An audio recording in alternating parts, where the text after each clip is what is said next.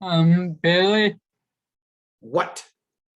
I No. have a question. No. Okay. What do you want? Um, What do you need? so for those who turn in late work, I noticed on campus there's a redemption of 1 point. Is that true or? What?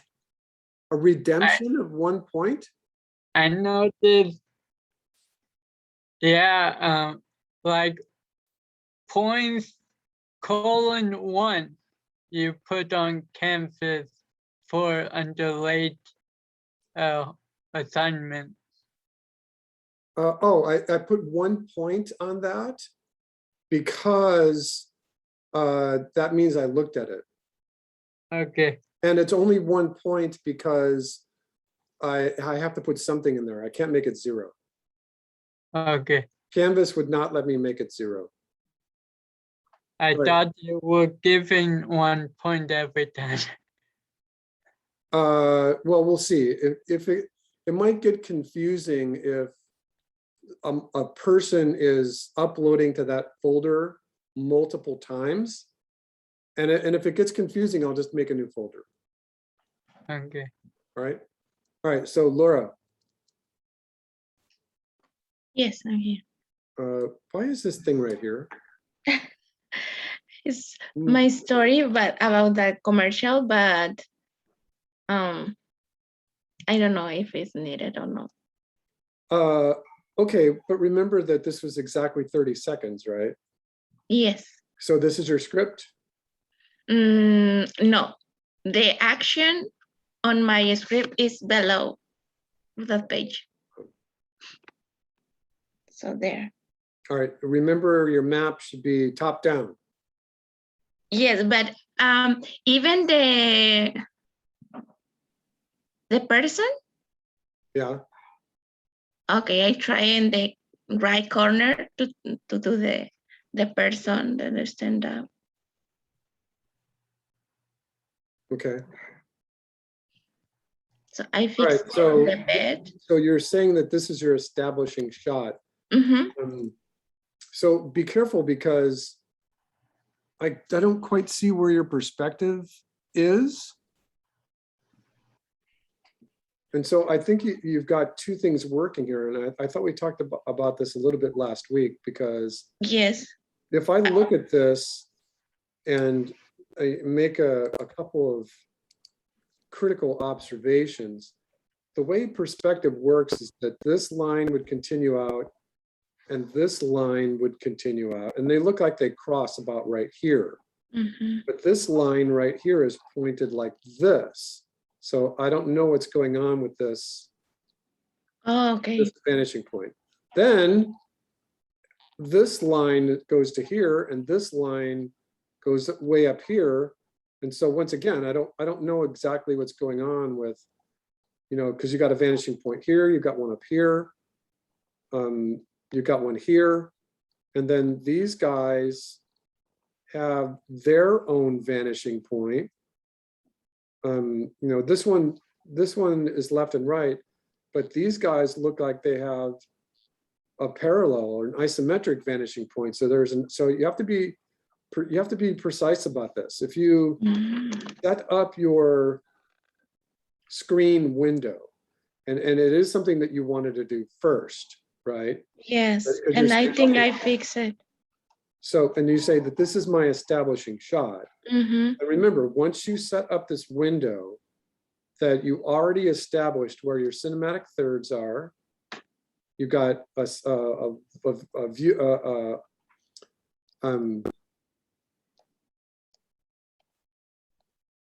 sorry, my head is skipping a beat.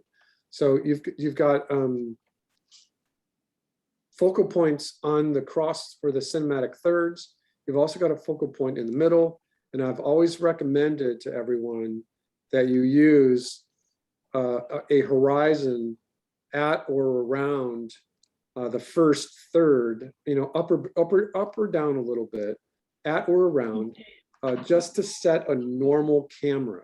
So if you have a camera on a tripod, that normal camera is going to be somewhere like 3.5 feet off the ground. And that is a normal camera.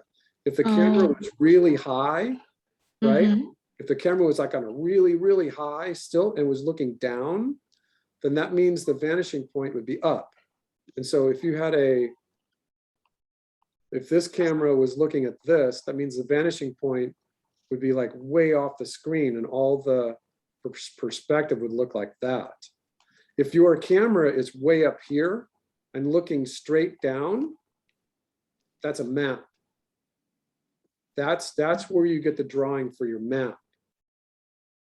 If your camera is right here on the ground, this is a FEV or a flea eye view or a worm's eye view.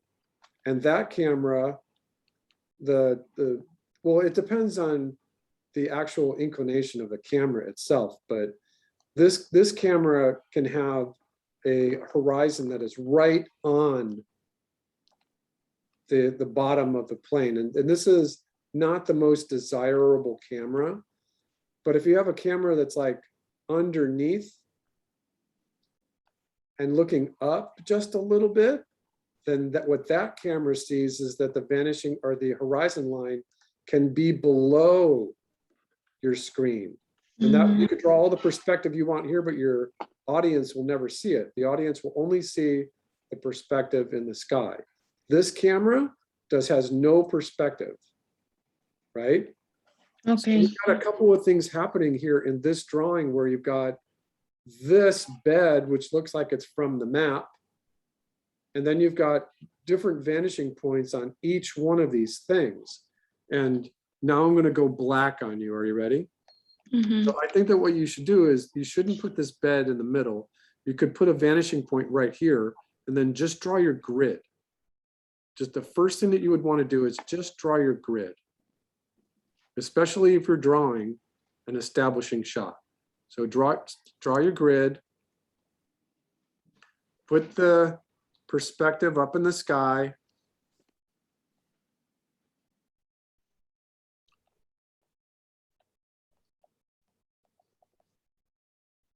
Oops, sorry. And then draw the stuff in your environment. Then you say, okay, I've got my horizon is here. This is my picture plane. There's going to be a wall in the room, which is going to be about right here. And then put the wall here, the seam in the wall, the edge of the wall here, and make them go towards the vanishing point. So this line here should be going towards the vanishing point.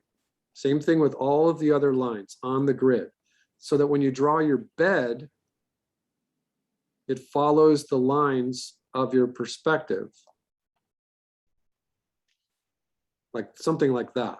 Oh, okay. Then when you draw the dresser, it behaves to all the lines behave to the vanishing point. Then the mirror.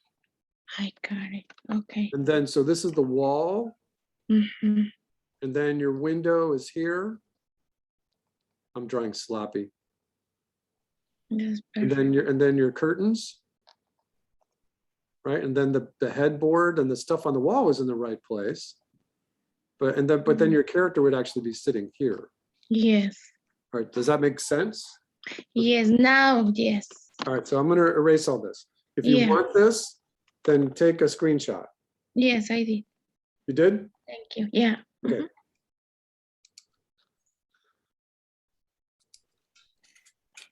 Well, Billy, I just found out that Rough Animator ate all the work I did this afternoon. It's okay? No, it ate all the work I did this afternoon. It's all gone. Oh, no. I have the PDF that I submitted. So Uh-huh. I have the image sequence, but I don't. Okay. So yeah, I will do it over.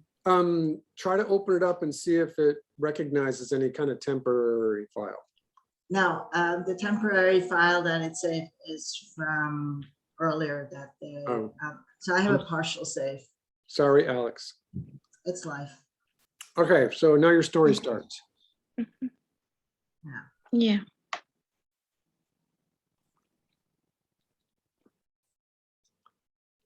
All right, let me take my glasses off, can't see. Boy's getting up, This zoom is into the logo. uh-huh.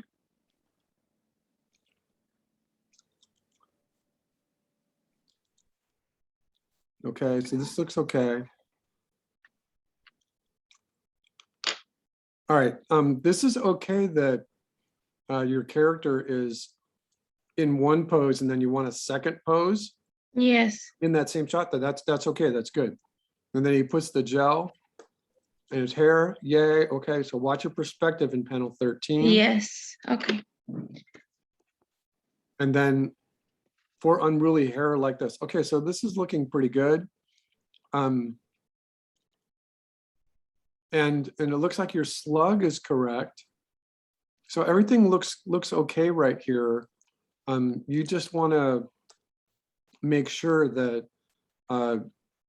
you want to see this whole guy, right? That the only other suggestion was kind of like I said last week, that the idea is to say, if you want this whole guy in here, then you're going to have to start with a really wide camera Okay. like this. And then you're going to truck in to this. It's up to you. Okay. Right? Okay. But you have to indicate how much of your, how wide of a shot you start with. And so I know that if you drew that, it would interfere with these two drawings right there. But that's the only thing that's technically that needs assistance. The rest of it looks pretty good, except your perspective. Yeah. Your timing looks okay. It looks pretty good. Okay. It's Thank pretty you. good. Can we have some hands for Laura, please? Thank you. Okay, and let me, this one might be a good one to do an animatic too. Oh, and by the way, since you've got, what does mocho mean? Moco. Is that moco? Moco di gorilla? It is moco. What does moco mean? Nose? The nose of the gorilla. Gorilla snot. Is that right? It's gorilla snot. Okay, that's fine. I don't know if you all saw this today or not, but there was a very touching story. Actually, let me refresh this.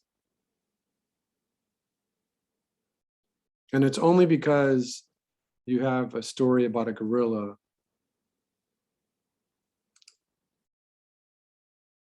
Did you see this today, Laura? Yes, I see. I mean, it's a very sad story. Yeah, but I can copy the face too. Yeah. All right, let's continue here.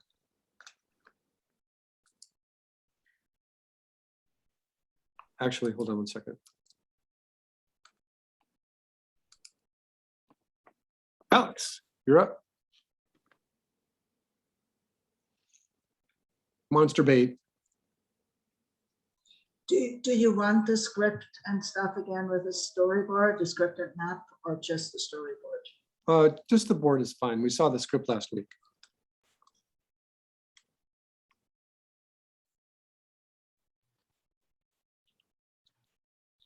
So I put the script in there again, just in case. If I saw it last week, it's okay. All right, I'm reading, Alex. Okay. My first impression is your slug is a little fast. 36 frames is only a second and a quarter. Usually you're establishing shots, you want to be a little longer, but that's okay. It was difficult to squeeze it into 30 seconds. Right. So. All right, so the guy is casting. Okay, cut. Now he's waiting. Another small fish. Another small fish. He's casting. The sun goes down. There's a bunch of fish over here now. Did you finish this? No, that's how far I got. Oh, that's as far as you go. Okay. have to So wait. you're going the right direction. What you can do is if this is a PDF, you can always bring these back into Yeah. Rough Animator and just zoom in on them like I showed you last week. Do you remember? Yeah, so you can still use these, Yeah, I can rescue those. or you can just add to it. You can Yeah. add to it. All right, so technically you've delivered this, you've uploaded it, so it's not late. Can I see some hands for Alex, please? Yay! That thing is just really ominous, right? Those bat wings. Does anyone recognize what artist that is? Nobody? Anybody? That does say Batwing. No. What artist drew the wings that are behind me? Here, I'll move out of the way. Oh, You recognize the bat? That's old. Stella. Well, yeah, No. not too old though.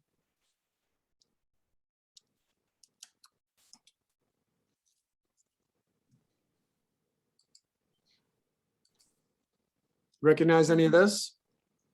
no. Artist called Edward Gorey. There it is. Hey, One of my favorite illustrators. You all might know Charles Adams, Adams Family. oh yeah. So Edward Gorey is in the same camp, but his stuff is even more bizarre sometimes and whimsical at the same time. So now that it's becoming Halloween, you should pay attention to Edward Gorey. And there's an Edward Gorey Society on the East Coast too. Just so you know. Okay, thank you, Alex. Chloe, Yeah, mine is not 100% complete, just to let you know.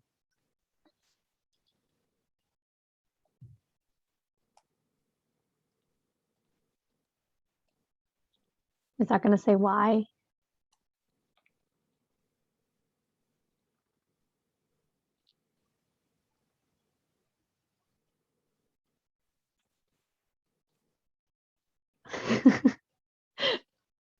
I know, I'm disappointed in myself too. You made him mad. I know, I make him mad every week. I'm always trying to see what I'm gonna do like every week to make him mad. Although I appreciate the face. This is new.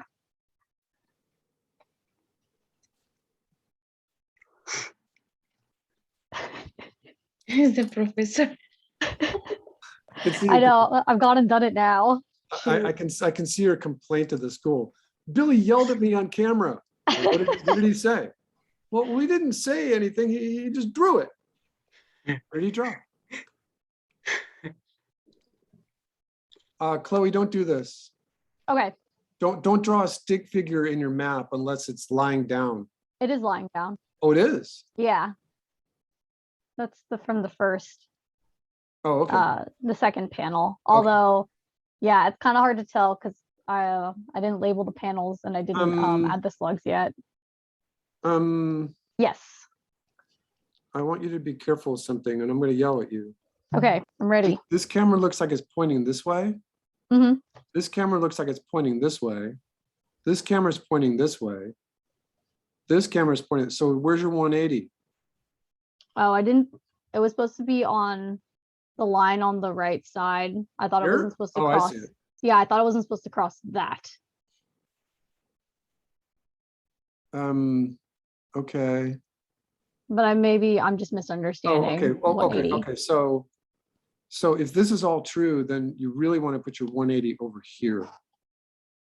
So because these Oh, are I'm sorry. Okay, no, yeah. no, that's okay. That this is the camera that's not allowed. This camera right there. Oh, yeah, that's what I meant. Sorry. So- Yeah, I have it on the wrong side. Just because this is your stage, Mhm. then just put your 180 where you don't want to put your cameras over there. Okay. All right, sorry.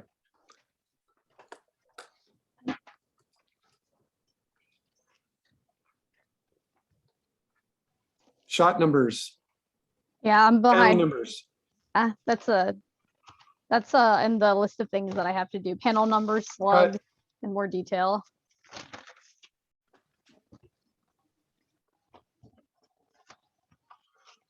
All right, I'm on this panel right here. Mhm. And I haven't figured out what's happening yet. So there's a crash zoom to the coffee pot and then a cut back to him. She gets up, goes and pours herself a cup of coffee, sips at it. Holy cow, she gets zinged 100%. And then she cleans up her whole apartment. Done. Okay. All right, so 25 and 50, you got 50 panels here in 30 seconds. Yeah, it's a little much. I need to cut it down.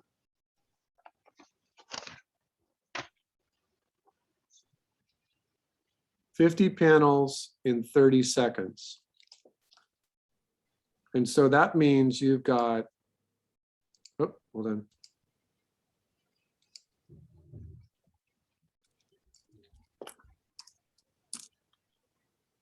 .6 seconds per panel. That's approximately 24, like 38 frames per panel, just average. So I think that you might want to see what this looks like in terms of an animatic, to see if it's working or not. Okay. When one way to tell if it's working or not is that you've got 1, 2, 3, 4 panels in a row right here, or 3 panels in a row, where your character just kind of puts the paper in front of their face. But then you cut to this to do thing. And one thing that you may want to try, and I know that your production is, you haven't tested this as an animatic yet, is to just think about this action. She's sitting, laying down, she brings her, so this is panel 1, 2, 3, 4, right? 5, or 5, 6, 7, 8, 9, 10. See what I'm doing? So I got rid of this, and this. I don't know if you need them, and this. I mean, you can try.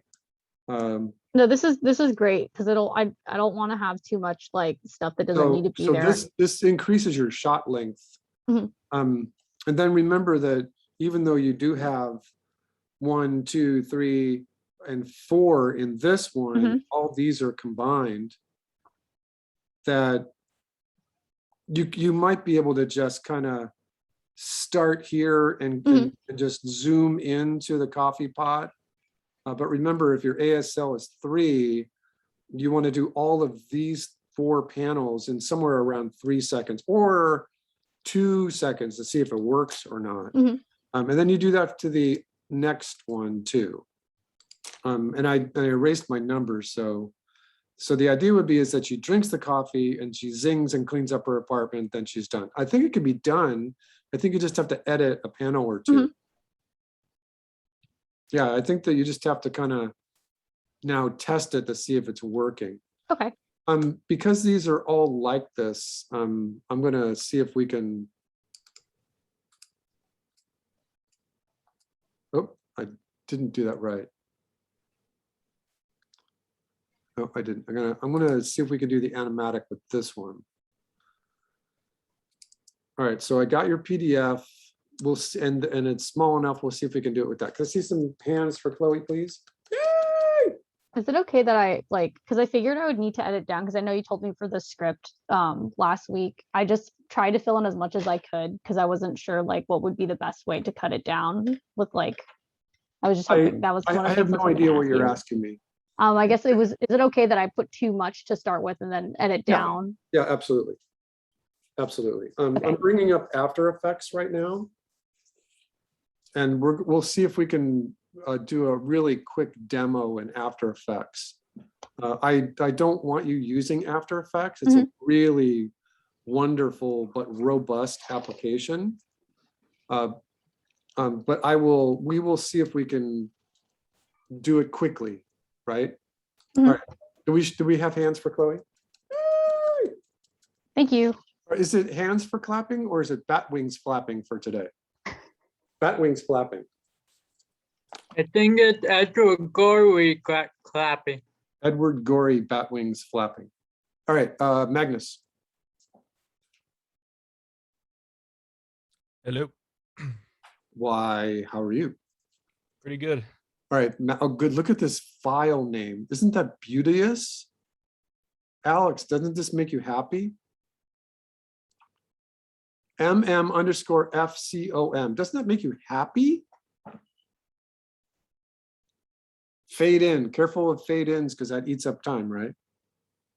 All right, eyes open, smirks, panel number, scene, okay, slug, okay, cut. Be careful, everyone. Cutting from panel 2 to panel 3 is actually a jump cut, and you want to try to avoid jump cuts at all possible. Here's the rule in cinema. What you've got right here in the top view is a character who's standing right here.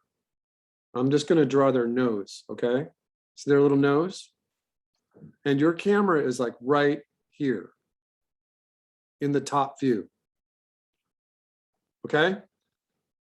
Yep. So this is camera 1. And then what you've got right here is actually, you've got a jump cut. So your camera 2 is all the way out here. And the rule in cinema is that this is not allowed, that you are not allowed to do. And the reason for it is because it looks sloppy.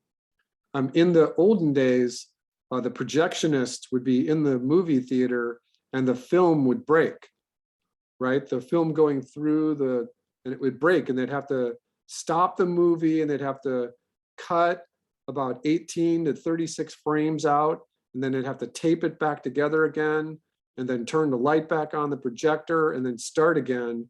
And that every time they played this reel, there'd be a jump cut right here if there was a zoom or a camera move on it, especially if there was a zoom or a camera on it.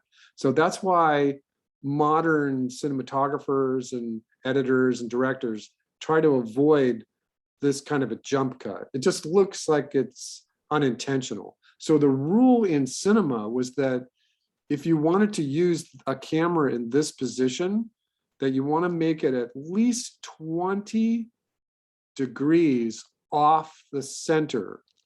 So I think that's right. I've heard 15 degrees, and I've heard some people who are zealots say 30 degrees, which would be about out here, but somewhere in this range. So your camera would really want to be here for camera 2. Now, this is just a regular storyboard class, but this is a jump cut. It's a technical jump cut. And so remember that your perspective changes. So whatever this shot would see, you draw your horizon, right? Your perspective, and then you draw this wall. And so now your vanishing point is going to be over here. And so now you've got this wall. This looks like a ramp. Yeah. Come on. There we go. And then what are these things? They're just poles, support beams. Are they holding up like a platform or something? Yeah.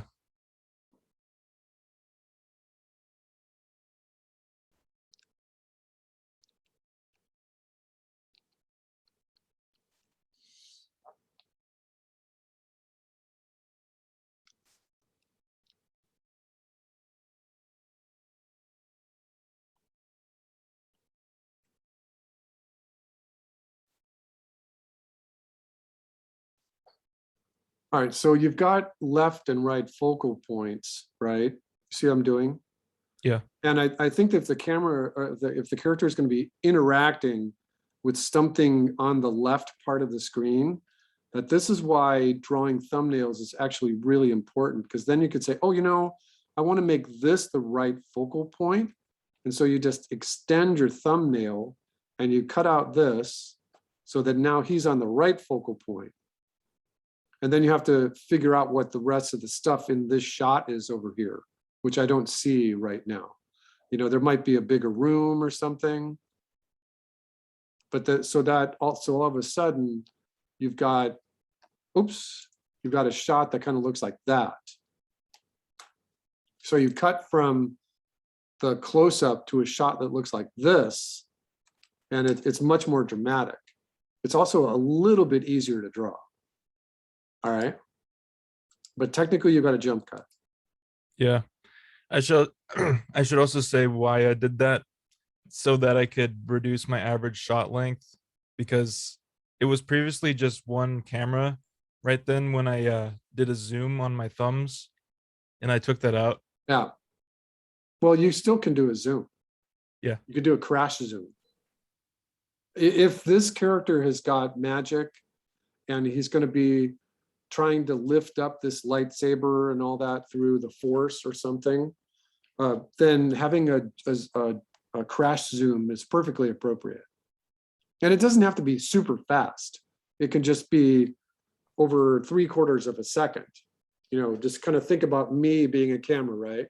See my face? And then Yep. it's like, it just moves out quickly. It might, so instead of a cut, you can just say fast zoom. In cinematography terms, you could just say quick zoom instead of crash zoom, because a crash zoom is like, it's really fast. It can be just 2 or 3 frames, and it's just meant to jar the audience. But if you just say slow zoom, it might be all you need.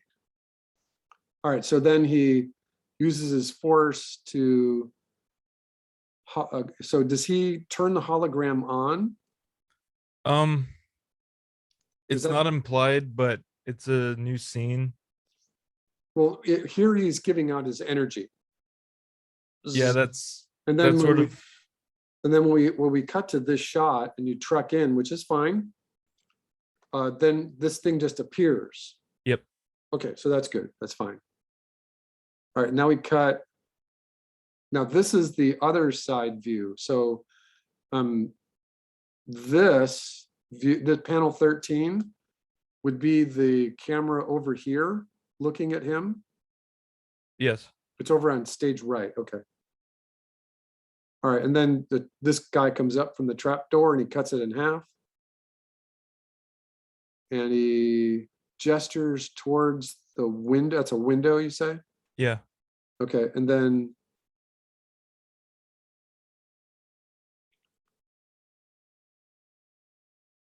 all right, so he's cut the dummy in half. So then we come back to the lightsaber that's floating. And I'm trying to figure out what the product is here. What is he selling? The lightsabers? Yeah. Yeah, the red lightsabers. Okay. There's a voiceover. All right, so I'm just a little confused, kind of like we did last week, that he's got a red lightsaber in panel 5. Yeah. In 6 and in 7. And in panel 14 and 15 and 16, he's got the red lightsaber. And in panel 19, he's got the red lightsaber. But so, and if this is just the product shot, then I think that what we need to see is that does he summon the lightsaber? Does he summon it from here as it appears, and then does it come to him? It's just a hologram. Like, it's used to showcase what it looks like up close. What it looks like up close. Okay. So one thing that you can think about here is that, you know, he doesn't have to grab it out of space, right? He doesn't have to summon it. But one thing that you can do is you can make a visual clue here about what he's doing. So, and I think that that little thing that I just drew about making the camera different might actually help you, because visually it looks like in panel 6 that he's reaching out his hand towards the camera and he's like, "Zzz." And then in panel 7, there's even more of that energy. Zzz. And then there's a fading to white. And then all of a sudden this thing appears here. Yes, it's a product shot, but the audience can be really confused about whether he's actually creating this just because of the way he's acting with the fourth wall. Right? Yeah.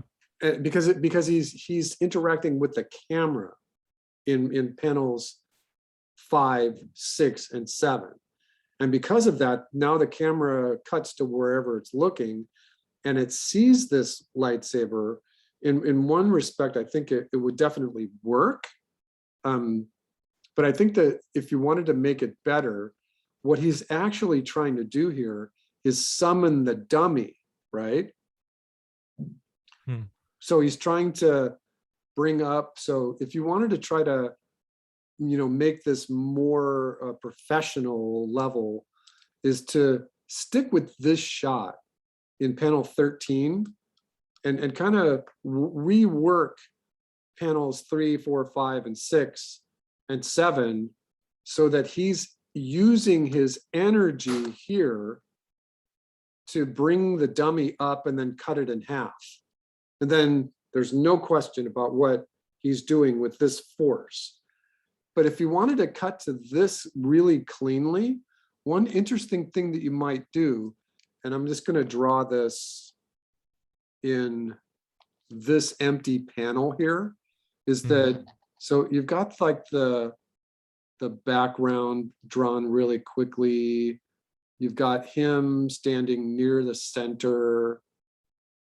He's got his left hand extended. And then his right hand, or his left hand, is over here with the lightsaber, right? And remember that this gives you the opportunity to play with a really great anticipation, where his hand can be behind him and then he pushes it. It's much easier to see this kind of action. This would be pose 1, and this would be pose 2, and the energy goes out here. And it's kind of the same setup as this shot. And then that little dummy comes out of the floor. That's what this energy is for, right? But this shot right here, instead of just cutting, if you set this up carefully, you could say his lightsaber here, and you have him left-handed, by the way, right? And so one way to kind of nudge this along is that you're using his left hand to summon the force,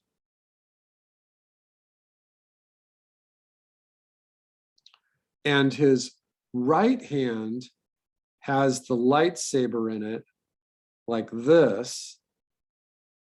And I'll switch it to red so it makes more sense. Like that. So that's his lightsaber. And instead of cutting here, and instead of like magically appearing as a hologram here, what you can do is you can say, hey, look at the position where this lightsaber as a hologram is. And then you just kind of take this frame and draw it here.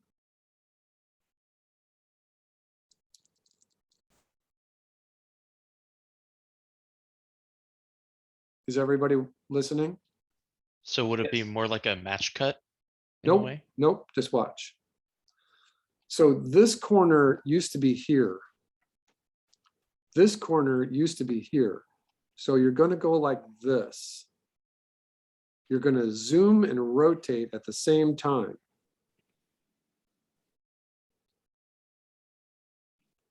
This corner goes all the way here. This corner goes all the way here. So you zoom and rotate at the same time. And that's a very dramatic shot. It's very dramatic. And this is a cool thing. So, and you can just put these in your notes so that when you're putting this board in your portfolio, that now you've decided that this might be a really cool thing, because you can still take your eraser and get rid of the lightsaber here and then stick with the same story that you've got, that the hologram appears.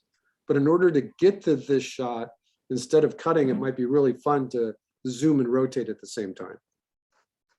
Right? Yeah, I see that. So you actually, you're doing three things at once. You're doing you're doing a zoom and a rotation and a DX into this shot. You remember what the cross is all? Yeah. So it would just make it more dramatic, that's all. All right, sorry, I over-explained that. I think the rest of it looks pretty good. Why does he point towards the window? Oh, it's sort of like a commercial / propaganda thing, because the whole thing is set in the Old Republic during the Sith Wars. So I guess you need some kind of prior knowledge, but is pointing to the window to show a battle that's happening in space. Okay. All right, but the rest of it's looking really good. I totally, absolutely appreciate the panel numbers. This is a scene 2, so that's correct. And your slugs, they all add up to exactly 30 seconds. Yeah, so this looks really good. Yep, those are my notes. Also, what do you think about him cutting the dummy? I was pretty proud of that, not gonna lie. Absolutely, it's great. Yeah, and remember that you are delivering something pretty much exactly what I asked for about thumbnails, gestures, roughs. You could improve your gestures a little bit, but you gave me pretty much exactly what I asked for. Okay, Yeah, it looks good. Can I see some hands for Magnus, please? thank you.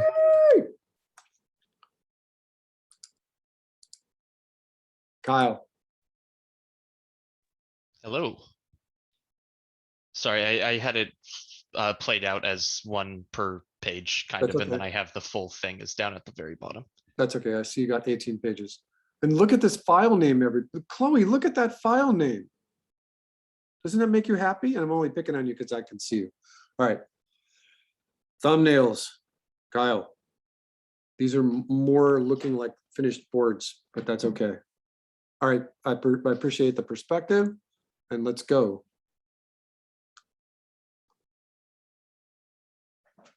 All right. I don't know exactly where these tiki drinks are in this environment, but that's okay. I like the little camera move, okay. And you cut to a guy automatically drinking one, okay.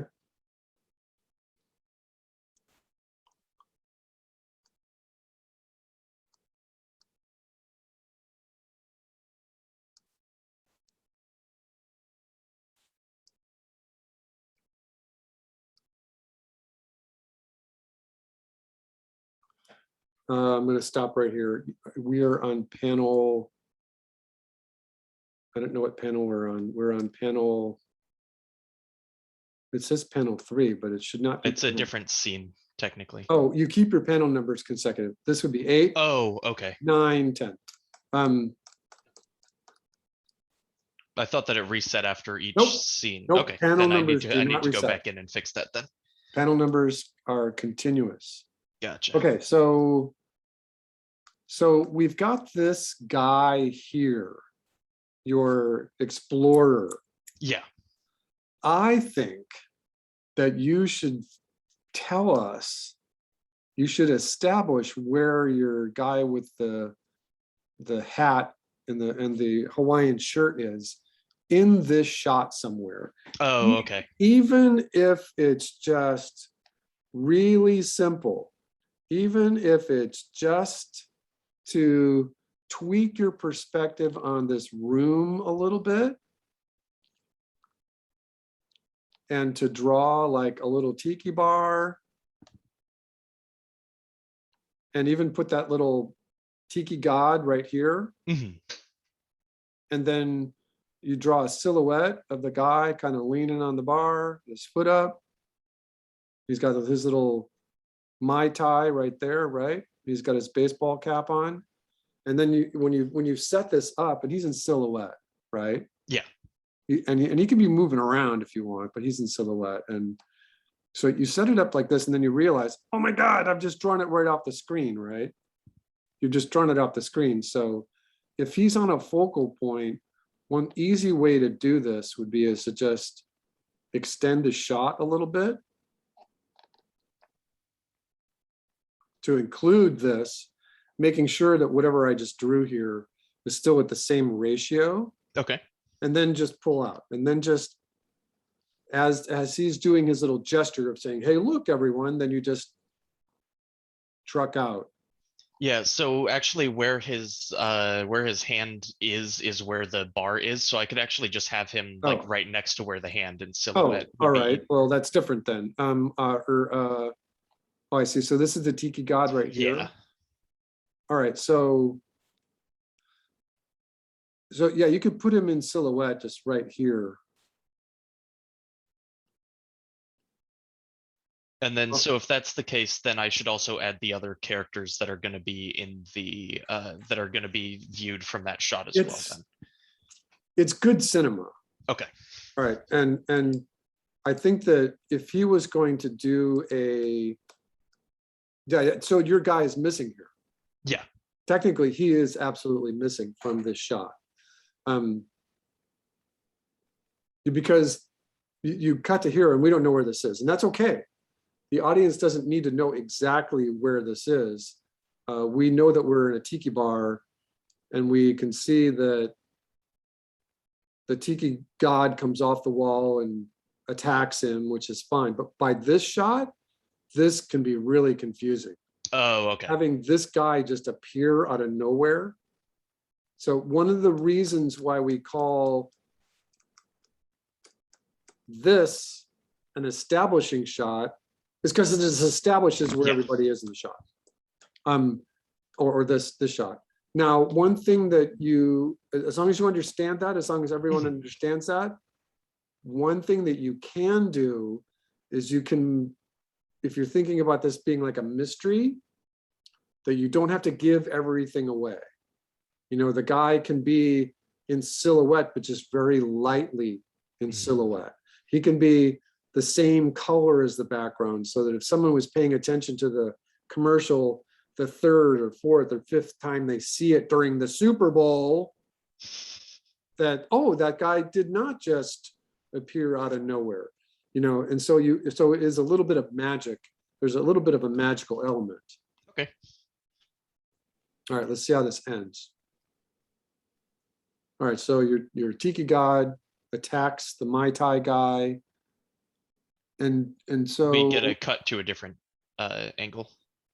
all right, so this is a different shot. Yeah.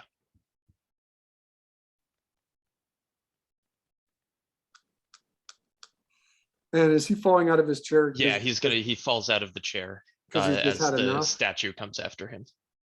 Why does he fall out of his chair? Just for, Because the statue, so I keep on pointing at my screen, the statue is swinging its swords and This the one? weapons towards him. Yeah. this one? Mhm. When I do this, does my mouse get really big? No, not for me. It doesn't. I have a Mac, and that was a new thing on a Mac, that when you shake your mouse, it gets really big. And you can't see this either, right? See what I'm doing? No. No, this is called Halloween mode, where I can take everything and make it black on white, reverse the contrast. Oh, doing the It's, the I think negative that colors. there's a version of that on the PC world too. And then this, you can't see this either, right? Can you see what I'm doing? Nope. I'm zooming into like the eye of your Oh, chair. okay. So I wish that I could do this on Zoom. It would make it a lot easier. All right, so This character, this thing right here has swords and knives and stuff. Yes. This is a really hard connection to make between this stuff happening and him falling out of his chair. If he's drinking, then when we get to this shot, he's falling out of his chair because he's drunk. Oh, okay. So you have to make sure that this is a obvious magical connection. Okay. And magic can happen, right? We deal with magic every day, right? Like one of my favorite magic things in the last couple weeks is this one. It's like my favorite thing in. So what you're looking at here is a rain puddle. And you can see very faintly the structure of the outdoor tent. And then there's little green and magenta Christmas lights that are up above there, and they're all reflecting in the water. But because it's outside, it's raining, and every time a raindrop hits, instead of seeing the concentric circles of the puddle, the droplet, all you see is the explosion of light. That's Isn't that really cool. The coolest thing you've ever seen. Here, I'll put this in the chat. As of right now, it is. I did see that last time. I'm going to put that in the chat. All right.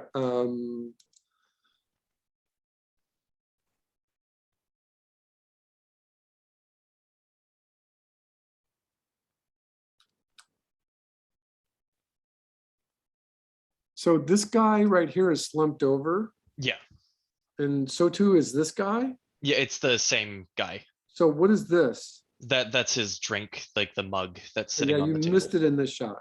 It's there off to the left next to Yeah, his head, make it but on the it's not- right. yeah. Don't Oh, yell okay. at me, make it on the right. You know, remember that everything has to have a good silhouette. So even though it's small, it's still got to have a good silhouette. Okay. All right, and then you zoom into it and the drink comes alive and Oh, it missed a picture. You'll be able to see it in the full storyboard. It falls over. It tips over and well, spills this everywhere. guy comes alive Yeah. and then you cut. And then all of a sudden, Yanma comes alive and taps this guy in the shoulder. So now we don't know where this guy is. Is this guy new to us? He's if you were in the first shot there, he's off to the left side where the sarcophagus is.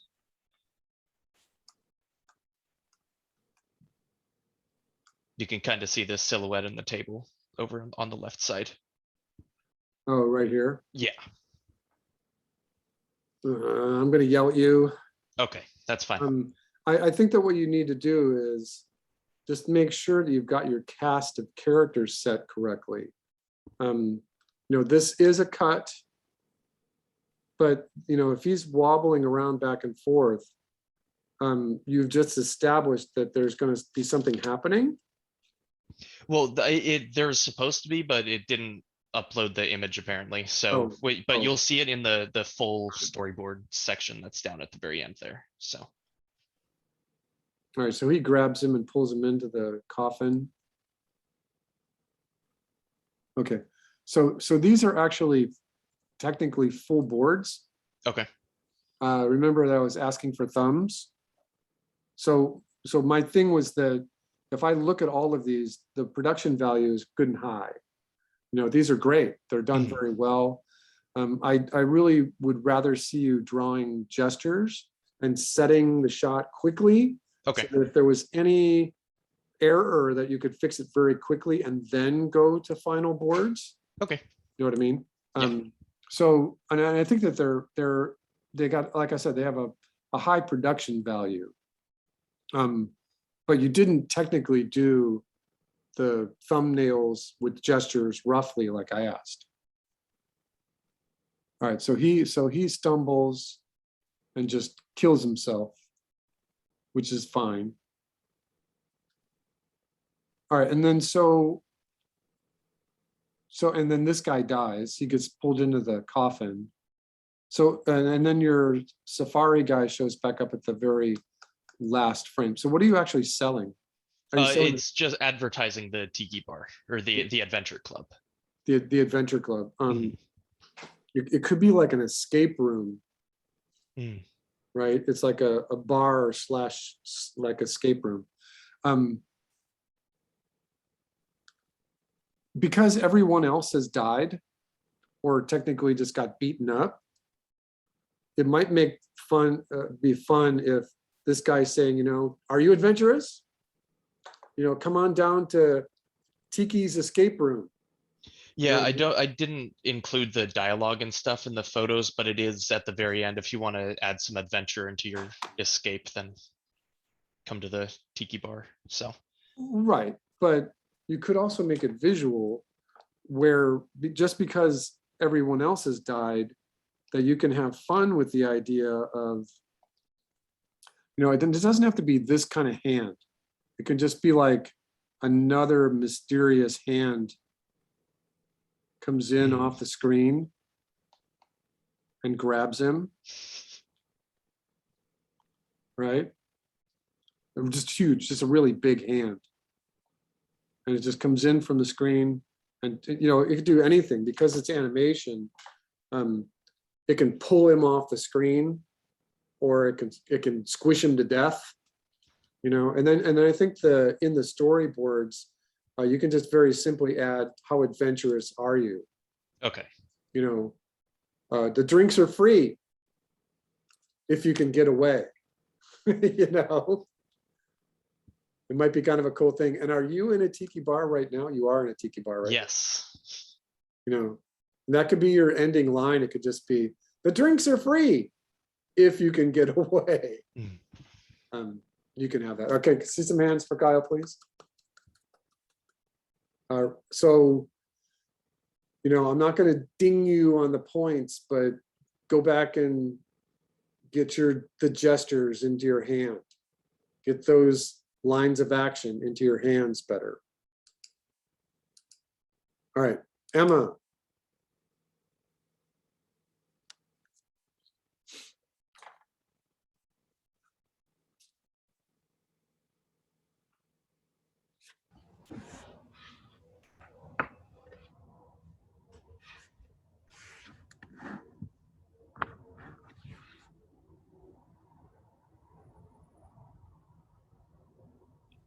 Okay, so this is good.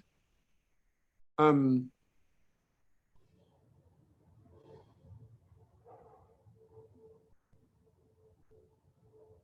just a little worried about a couple of things. Emma, are you there? Yes, I'm here. Emma. Yeah. So what I'm seeing is I see four different maps. Yeah. And I see that you've drawn the 180 line in there, which is good. That's fine. And so this looks like scene 1. I don't know where this is, but that's okay. But I think that but you have SH, which means shot. Yeah. But because it's a map, you should probably be talking about scene. In a scene, there's lots of shots. There's lots of shots in a scene. In this SH4, which should really be scene 4 or whatever, I think your cameras are pointed correctly. But I think that you might end up having screen direction errors because of this map. You can't just switch your 180 in a scene. That's the whole point of a scene. Right? Yeah. You got your shots built into a scene, and you have to behave to that 180 rule while you're there. Okay, so let's take a look at this.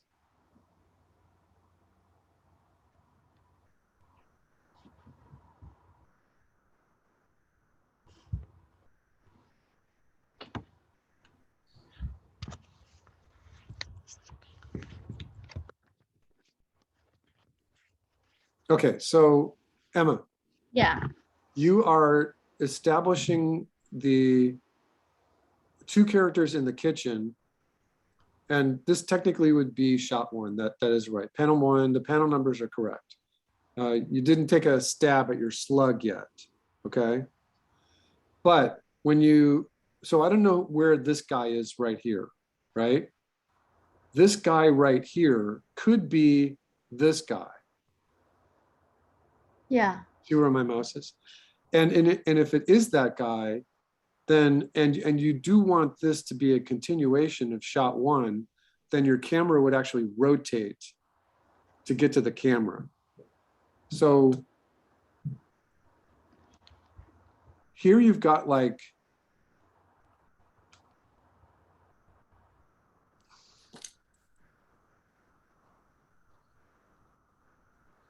so in your first camera actually, this camera is wrong because your first camera is actually like right here. And it's looking at the standing woman character and this character. So that's what that camera sees. But then in your, and that's, so in panel 2, what your camera actually sees is the camera has rotated a little bit to counter clockwise, and now it sees this whole table. So do you see that? Do you understand that that's just a camera rotation? Yeah. And so once you get to your boards, one way to handle this is to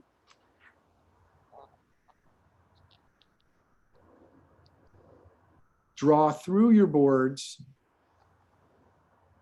forget about the panel, draw these other characters in here.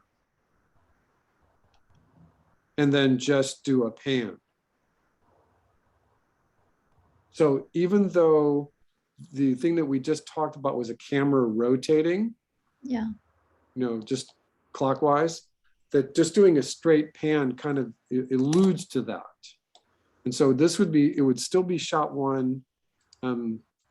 There technically would not be a cut.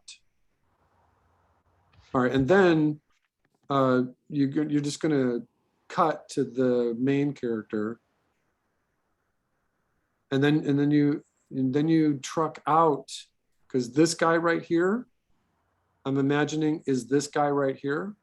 No, that's the guy in the middle. Oh, That chap.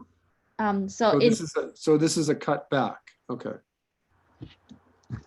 And then a cut to her again, and then that camera. Okay, I would be careful of this camera, but it's okay. All right. All right, so let me figure out what they're saying to each other.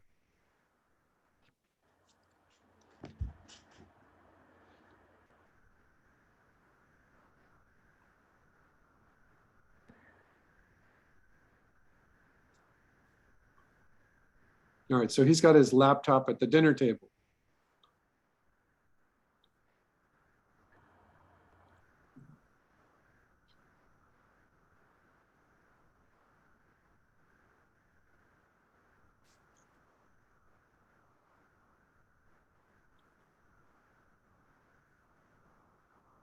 All right, so it looks like your Elizabeth character gives something to Adam, and that causes him to pause. And you are selling family time at a bank. Oh, I see. So this is a check. All right, so I think you just have a couple of things to kind of tighten up the next time you do a board. And that is that I think that anywhere in here, you've got an establishing shot. And so what I'm going to do is I'm going to switch my colors to just this obnoxious pink. Because the way I understand this is that you've got a camera pointed towards mom, and then another camera pointed this way, and then another camera pointed at your Adam character, which automatically means that your 180 is correct. But the best way to think about the 180 is to put it over here, because that's where your cameras are all on this side. So your cameras are allowed to do this, or actually, let me take this back. If you put your 180 here, what that means is that your camera would not be allowed over here, right? yeah. And so I think that you just need to be really careful about any camera over there, whether it's pointed this way or straight, or any of these cameras are not allowed. None of those cameras are allowed. So I don't think you need this or this or this, except if you were just trying to figure things out. So these cameras are all correct. They're all okay. But I have an intuition that once you get to your final few panels, that you actually use this camera, and that's a camera direction error, because we see that your Adam character is facing to his right.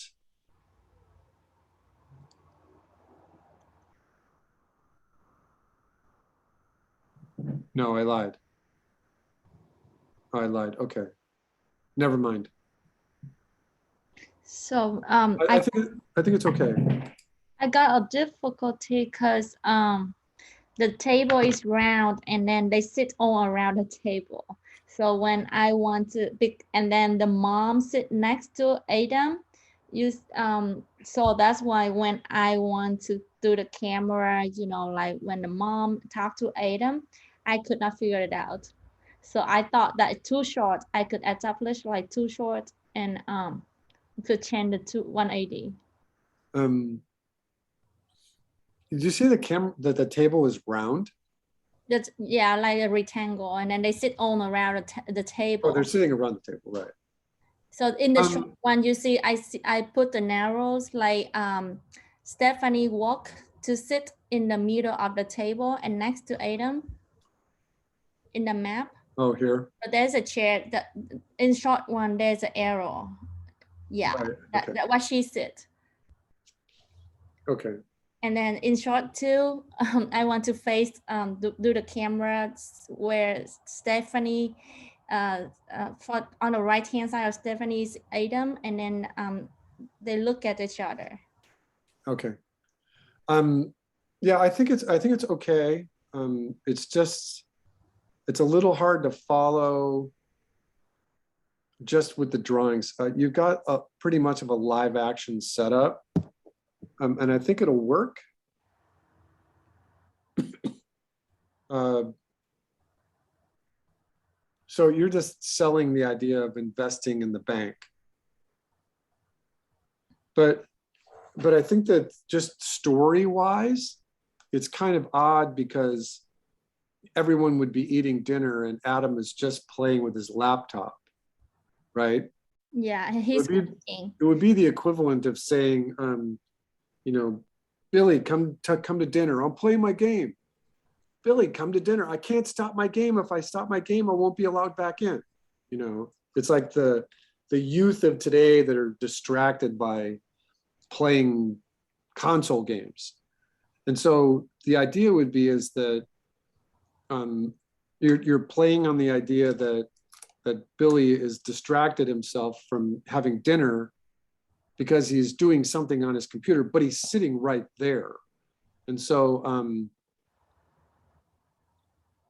and then so, and in this panel here, and remember that your panel numbers should be consecutive, right? So this, every time there's a cut there, it's a new shot, and your panel numbers should just be consecutive, 1, 2, 3, 4, 5, 6, 7. So it looks like mom has come in the door, which is fine. I think that the main thing is that you've just got 8 characters in your story, and it's just a little complicated. I think it's working, but I think that the thing that you're selling for in terms of the bank, in terms of story, just doesn't quite match the idea that Adam is in trouble because he's at the dinner table with his computer. In terms of story, you know what I mean? So the story is like Adam actually walking, and then Rama asked him like, I'll give you some money to buy 1 hour of your working for the family. So meaning like, if we actually use the money right, we could save money, and then that money could go for the family. And that's why I sell the idea for the bank. Yeah, It's just that it's a little complicated. It's a little hard to read, Yeah. but I think it's okay. Actually, Adam should be in this shot still. You know, if anything is incorrect, it would be this panel right here, Oh, yeah. because he should still be in the shot. You could do this shot just as a continuation of this panel. Yeah. All right, so it's just a little complicated, that's all. Can we see some hands for Emma, please? All right, let us take a break. Come back at 8:15 and we will continue at 8:15. Miss Harvey, she's a Well, you can try it later. Make sure you just don't like cook her brain or anything. nah. All right, back to here. Vivian. I like the idea that you've got a target audience. It's kind of the theme that I started with for our next storyboard. You'll understand that in a minute.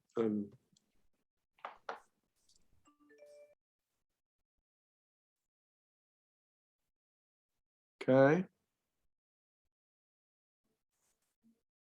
Okay. Okay.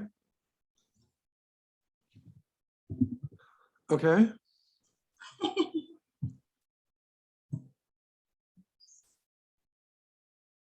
So yeah, just be careful. It's easy to have a screen direction error with the camera that goes 180 just to begin with. So you just got to be careful. All right.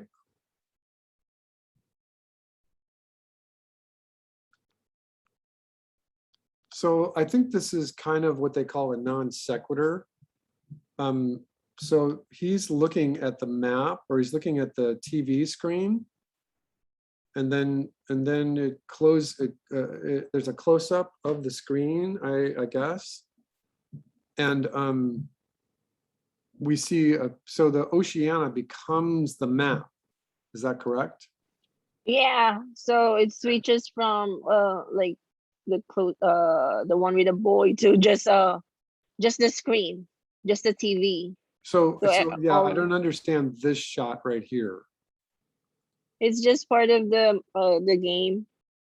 The kids were running away is part of the game, and Okay, so it's just showing like different parts of the game.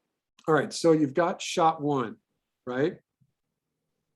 And Yeah. you've got the kid at the table. Actually, the kid at the table doesn't match your perspective grid. You know, I appreciate that the grid is there, but that grid should actually be more like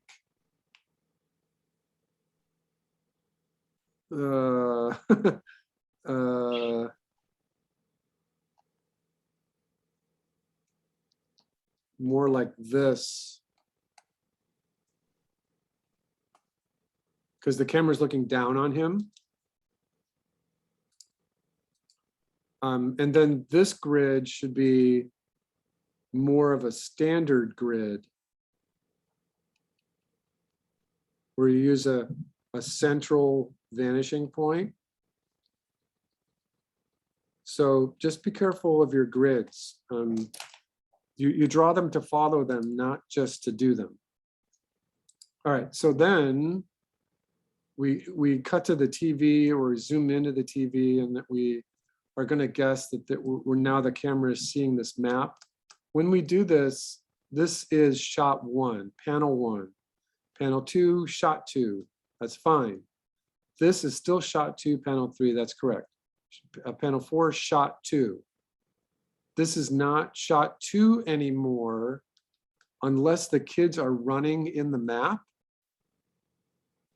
No, it's a different scene, I guess. Then this would be shot three.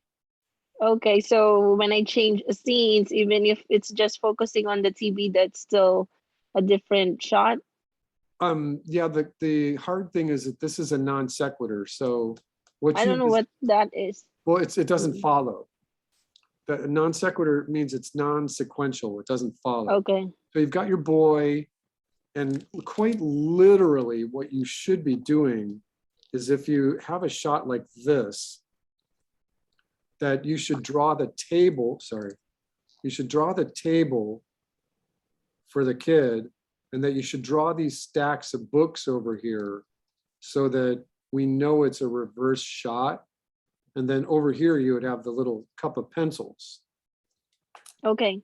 right? So that helps clarify that it's just a very close to a 180 between those two shots.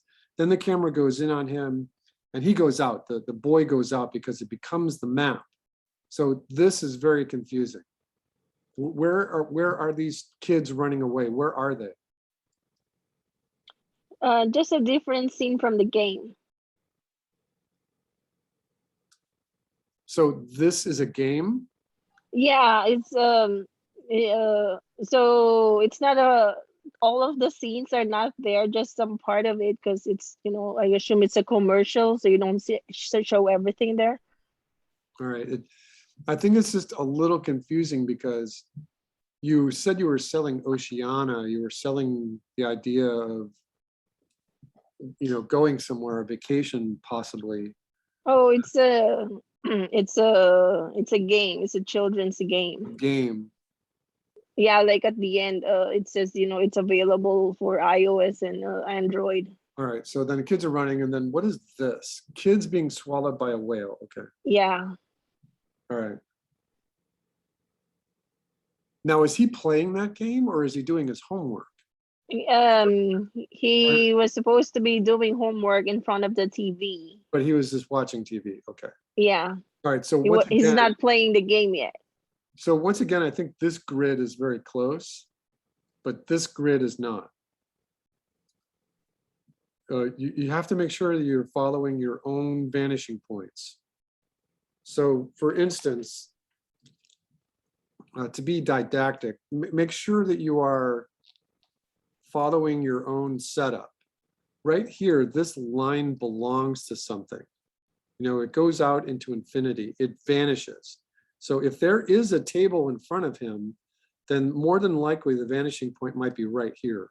And so if that table is like this, then there's probably a vanishing point over here somewhere, which means your horizon would be something like this. And it crosses right here.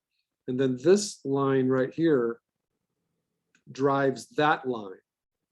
Now your paper can do whatever it wants, but when you're drawing the desk or the table that he's sitting at, these are the perspective lines for that table. So that means your books are wrong. So if he's got his books, just draw them as a stack first to the vanishing points and then break them up a little bit. And I think that this is the better drawing.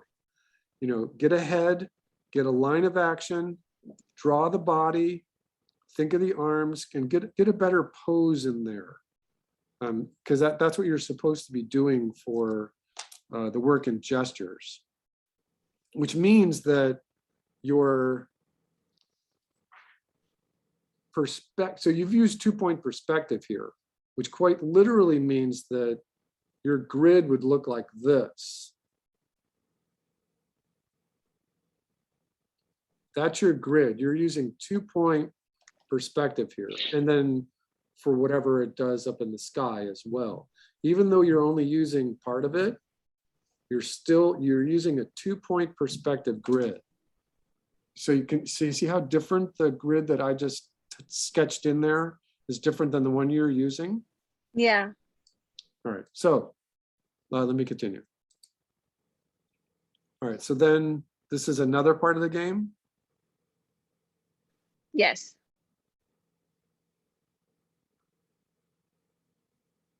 And the kids are talking to a giant clam. All right, so it's part of the game.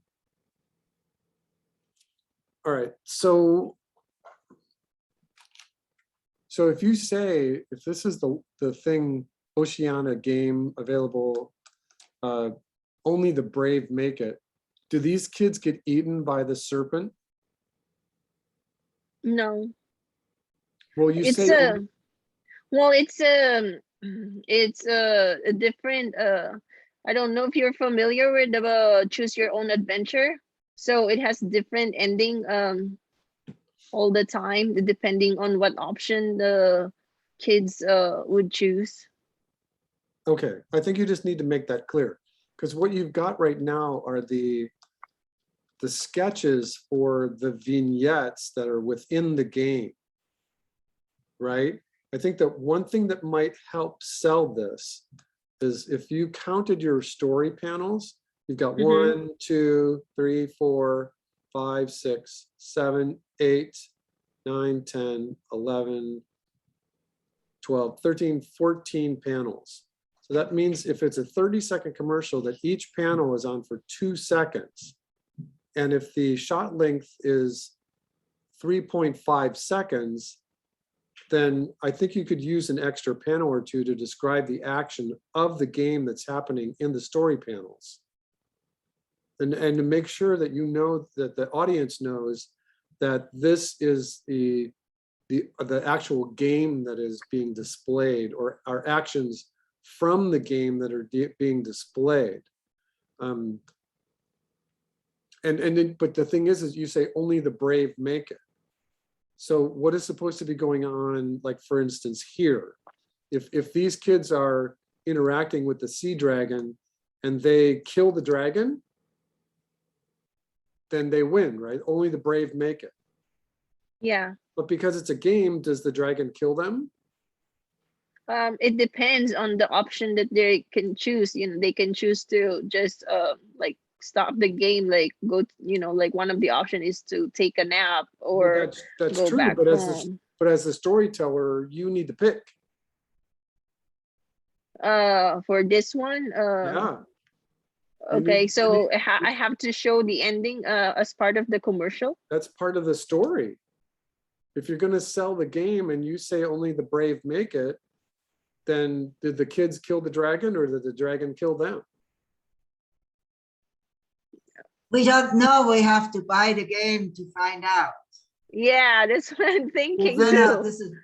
then, that's fine. Then you can have both of the kids take their anticipation to have the battle, and you can have the sea dragon take its anticipation to have the battle, and then they both they go in to have the battle, but then you have your selling point, only the brave make it.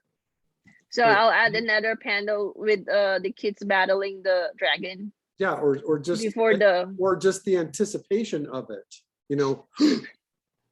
The shot right before the battle happens. Okay. Okay, and so can I have some hands? Makes sense. Thank you. You're welcome. We'll just make sure, use the proper perspective. Because I think that you're using the same grid over and over again. And if that's correct, but make sure you set your perspective correctly for the shots. All right. Okay. All right, and then we ended with, we were going to go to Riley, right? Do we see yours yet, Riley? Okay.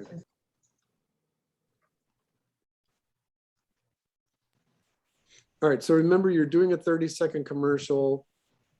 You have an establishing shot of a room, but then in the very next shot, you do a 180. Yes. I'm yes. guessing that Go ahead. Yeah, that's the controller right there, and then like the camera just goes like, it's like slowly turns, and then we see the gamer just walks up and find out the headset, and he's curious about it. All right, and this headset is like right here. Yes. All right, so even though you're drawing thumbnails, you don't want a tangent here. And what you've got is like a whole bunch of lines coming together with the corner of the room. And these are all what's called tangents. And really, literally, unless it's a completely different camera, which it kind of is, you should still show us where the wall is. Where are the seams in the wall? Where's the seam between the floor and the wall? All right, so And I think that if you're going to do a camera turn, a camera move, that I think you need to indicate that. I had asked everyone, remember that I want you drawing gestures and not trying to find the final line right from the get-go. So to me, it looks like you're just trying to get really clean boards. But I didn't care for clean right now. I'm looking for gestures.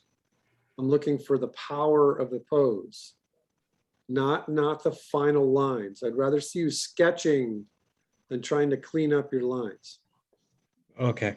The kid puts on his helmet and he sits down.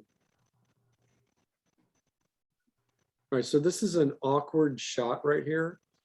I think that there's a better way. I think that I drew it last week too, where it's more dramatic if you get some sort of dramatic camera. So we're just going to take this establishing here and say the corner of the room is here and the floor is here, which means you've got 2-point perspective. You've got a horizon that's about right here. And if you've got 2-point perspective, that means that there's a vanishing point over here and that there's a vanishing point over here. This is for this shot. And so if I were to reuse just kind of like your console, your monitor on the wall, then give this a vanishing point to this. See what I'm doing? So there's like a little cabinet. And then this goes to here. This goes to there. And then draw your guy in it. Now, if you wanted to get him in the shot, it's going to be a little difficult because the camera is going to be a really oblique camera. If you wanted to get the monitor on the wall with a 1-point perspective with the kid sitting in the chair, right? And the cabinet behaving to a 1-point perspective. So that's the kid sitting in the chair. That's the monitor. And then the corner of the wall is like here. And then your 1-point perspective on the, well, you cheated a little bit. So if you wanted to get them in there, but you try to get the kid, the TV, the monitor, all of that, and then you do the composition for your shot. Because right now the awkward thing is that you've got him like cut off at a strange place. All right, then all this stuff comes alive. It comes right out of the monitor. It goes all the way, it plays around with his room. All right, the cars come in, they crash. 8-bit poofs away. Okay, so again, I think I like the idea. But I think that instead of sketching, you're trying to find the final line as you're drawing. And I would prefer if you sketched. I would prefer like the drawing here, that again, the front views are really hard because the line of action is kind of straight, but draw the head and get as much of a line of action in there as you can. Give him some shoulders, draw volume on the body rather than just these straight lines. Again, I think you're trying to find the final line just from the very first stroke. If you've got a layer that's hidden because you've turned your rough layer off, I want to see that layer. Remember that each shot, especially a shot like this, needs a background, midground, foreground element to it. A shot like this needs a background, foreground, and a midground element. A shot like this too. So, but I think your idea is good. I think that the realization of your shots is okay. And I think that we understand that the little 8-bit poof thing is interesting. The next step would be trying to figure out what that art direction looked like. But just rely on a sketch technique. So sketching and finding the background? And putting a background, midground, foreground elements in there using just a light sketch style. rather than trying to find the final line as you're drawing. That's hard. It's difficult to do. Like I've said it over and over again, that I want you drawing your perspective in the shots right through the story panels. Remember me saying that? So that like in any particular shot, you're setting it up so that you know that there's a corner of the room that's missing here, because you've set up your perspective and you've drawn through this, and you know that there's, like now in this shot, you're using 2-point perspective. There's a vanishing point over here, and there's a vanishing point over here, which helps drive these lines. And so instead of these lines looking really clunky, that they behave to the vanishing point. These can just be straight up and down. You don't have to use 3-point, but then this line is clunky too, because it should be behaving to the vanishing point. This pillow can be askewed, that's fine. But just setting up a shot like this, you have built yourself 2-point perspective. And you're not getting it because you're trying to find these cleaned up lines as you're drawing. And so you're skipping steps. That's precisely what you're doing, is you're skipping the sketching steps. So basically just jumping to conclusions. You're trying to find the final line as you're drawing, and that's one of the more difficult things to do. Just sketch it. Okay. Sketch, sketch, sketch. Set your horizon. Draw through the picture frame. Technically, quite literally, you'd want to put this framing on last. Instead, you're doing that thing like I complained about in week 1, where it's a very common mistake, is you're trying to color in the boxes. You're trying to put all the stuff in the box, and you're ending your lines like right here at the box, because you're coloring inside the box. You know, one thing that you may have missed was that this car, as it's driving off, comes off the screen.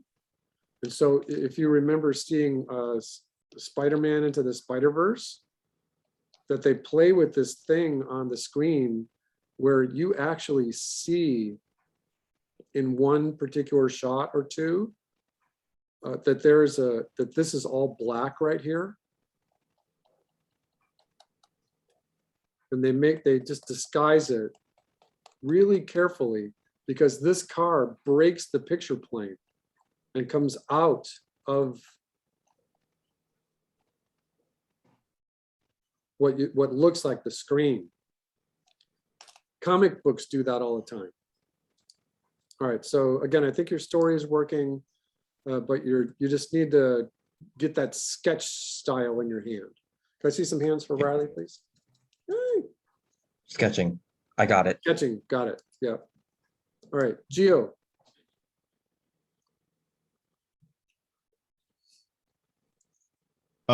Nothing has changed except for the drawings, which I have questions about.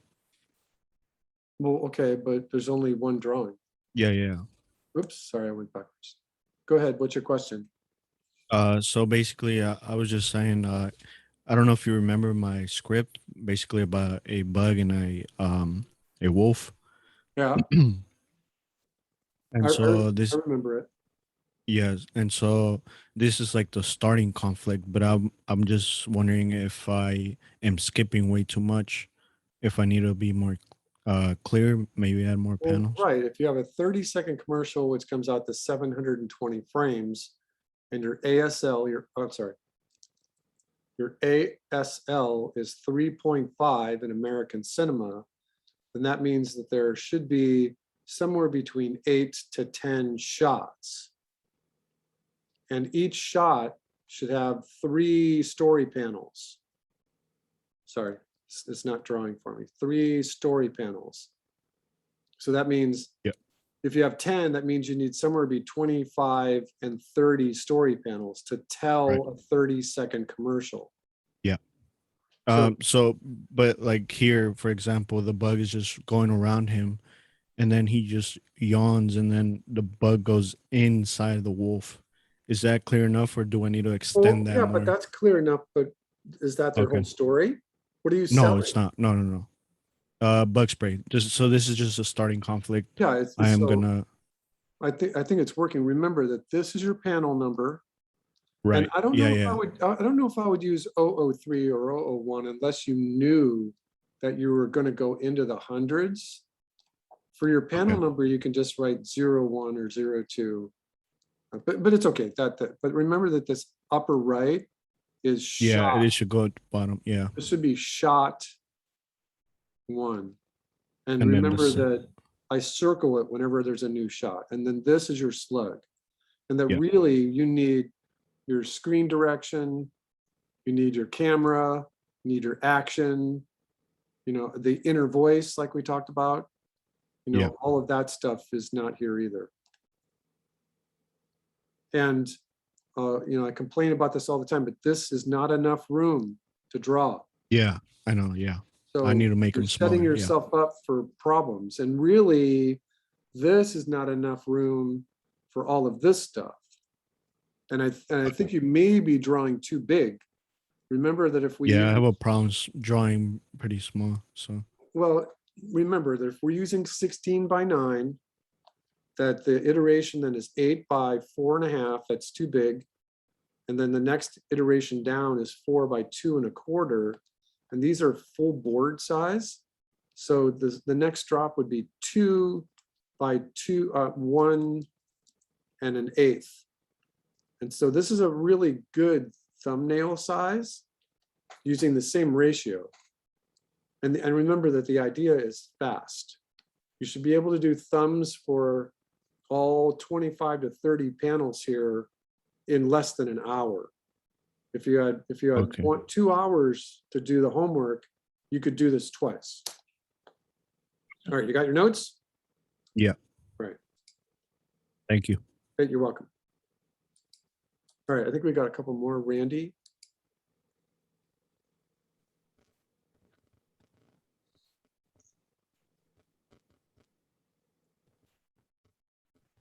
Yeah, that's right, because candy lives in a bucket. Why is he eating candy out of a bucket? Is because it's Halloween?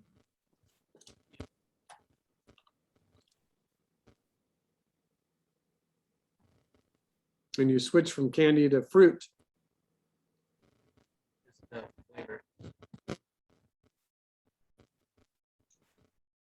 All right, so be careful, Randy, are you there? Yeah. There should be no perspective in your map.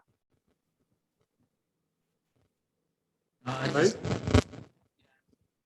But it's just on all. I can't hear you. Your microphone is all garbled.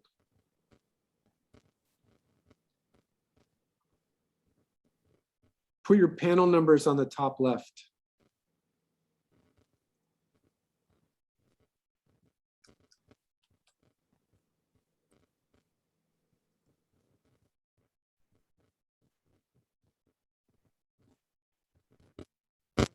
All right, so you're selling candy?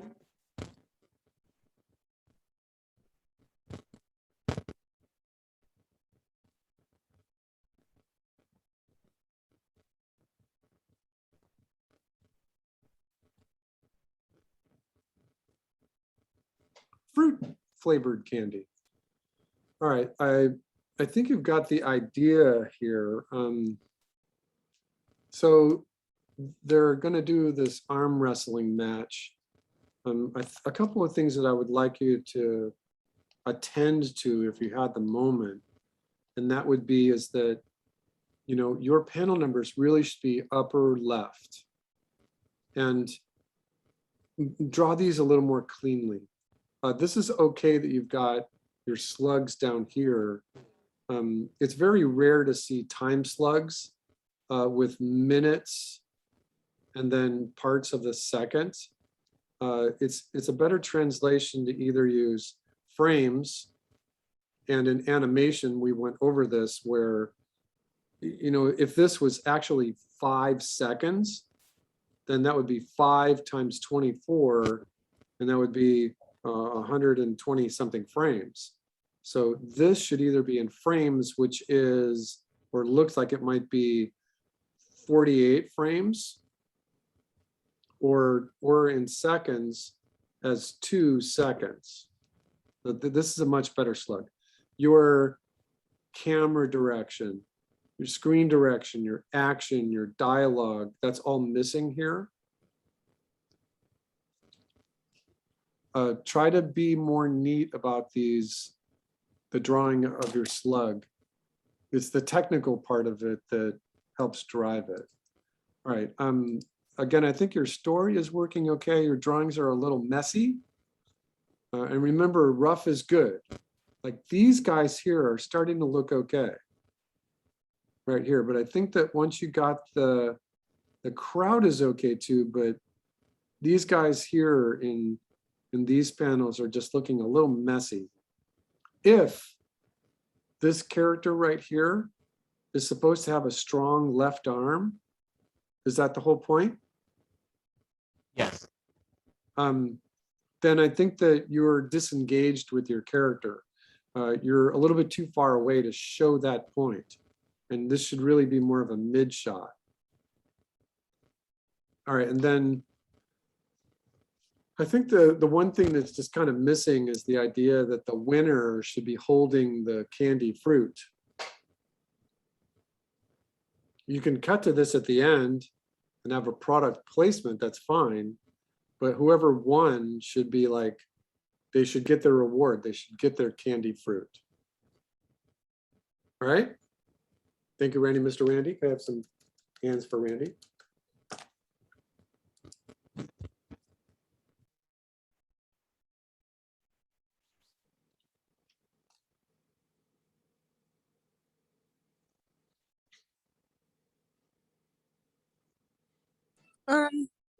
I think I submitted a new one. This one's the old one.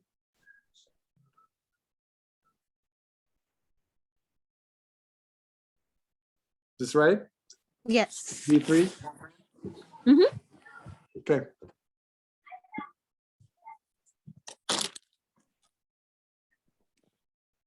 So just be careful, if this is a map, Mm-hmm.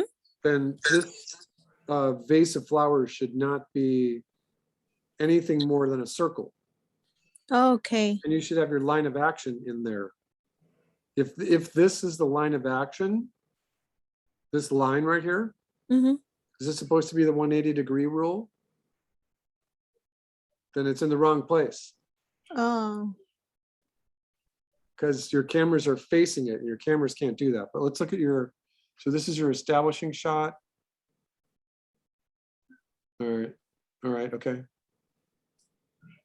All right, so is this your establishing shot? Yeah. Okay.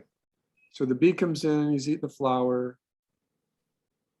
He's putting it in his little tin, okay, then he puts it in his backpack.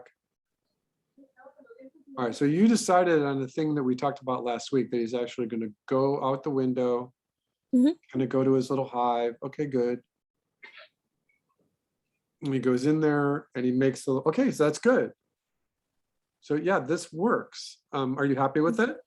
Yeah. All right, let's just take a look at the details here. Okay. All right, so I always get confused with the map part. yeah, it looks like it, but this is okay. Okay. This is okay. Okay. And this is okay too. No, it looks okay. Yeah, the only Okay. thing that's not really working is this one. Oh, okay. That's okay, but that's okay. Because Mhm. here, and this is rough and sketchy, that's fine.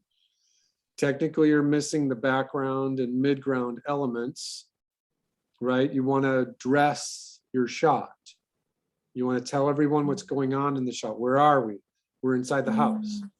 And he's Oh. collecting pollen from inside the house, inside his little beaker thing, which is fine, that's great. And this is close up, that's fine, that's good. Technically, Paula, Mhm. technically shot one, if he moves. So that means that he's just going to move behind the little flower. That's fine. This is shot two. That's correct. Because you cut, even though this is a reuse of shot one, Mhm. it's still shot three. Oh. This becomes shot three. This one right here becomes shot three. Okay. Mm. And there it is. This is shot 3. But just really, it's a continuation. All of this right here is really shot 3. And then this is shot 4 of him leaving. The camera would follow him right here between panel 10 and panel 11. The camera would just truck into this window. So even though this is panel 11, it still would be the same shot. And then this, all of a sudden you went from shot 1 to shot 10. Yeah, it's because I got confused with the shots. So all of the cameras are different. They're like, because I thought like the shot was like the camera. Oh, you Because numbered I numbered the cameras. And that's what I thought. Yeah, was, like, the no, shot. it's fine. We understand it, but it would technically, this would be shot 4. This would be shot 5. Okay. And then because you actually what you would want to do is the same thing I kind of did with Chloe's, and that you would want to say, this is shot 11,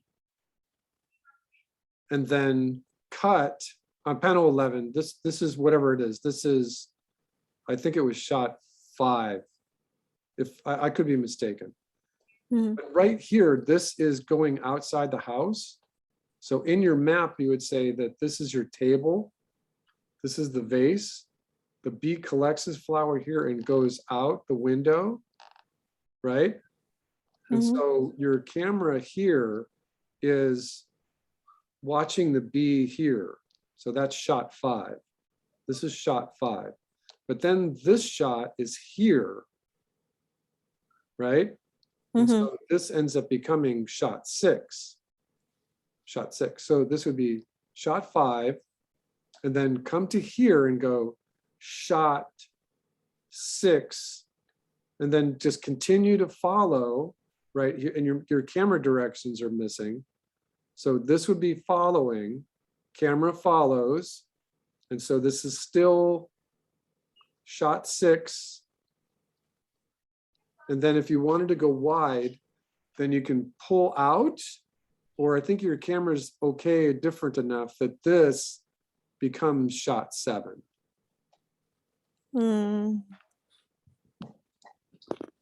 Then this would become shot 8. And it's different enough that this could be shot 9. And this is shot 10. Your camera would just truck into him. This would be a continuation. You just truck in, zoom into this. And then this is a cut. And then a cross dissolve. So I think that your drawings are fine. In a few places you're missing just some details, some background or mid-ground elements here and there. But your sketch quality is working. It's reading pretty well. Okay. Okay, Paulo, some hands for Paulo, please. Thank you. You're welcome. All right, one more. Tristan? Yep.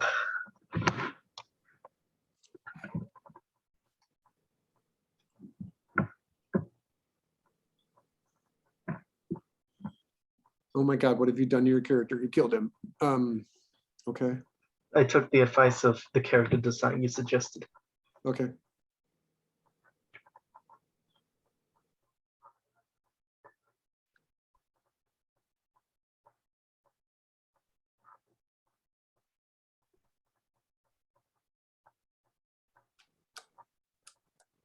All right, so just be careful here. I think that what you've got is the correct things on here. And you've got a sense of perspective. I think that would be better if you drew your grid.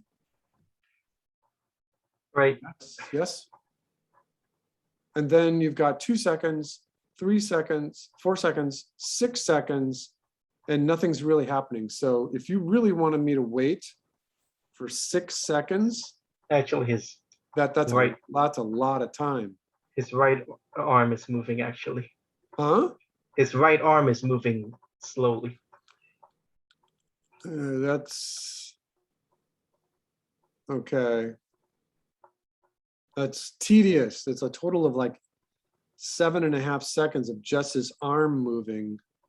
You might want to reconsider, just because it's a commercial, it's just speeding that up a little bit. All right. All right. And then you cut to this point of view. You need a grid here. You need your perspective grid here, big time. All right. Then the character comes up.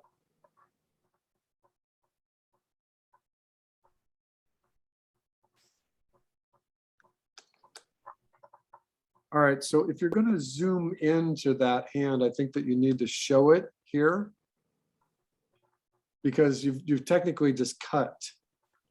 So if you say crash zoom, then in this panel here, you need to show it.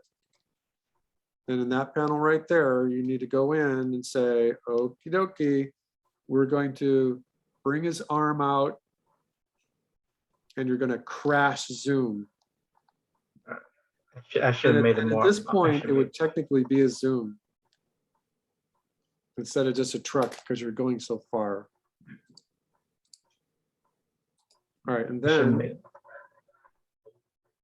gives it to him and he puts up. So I don't know if you need this cut. I think that you should probably stay here or pick a camera view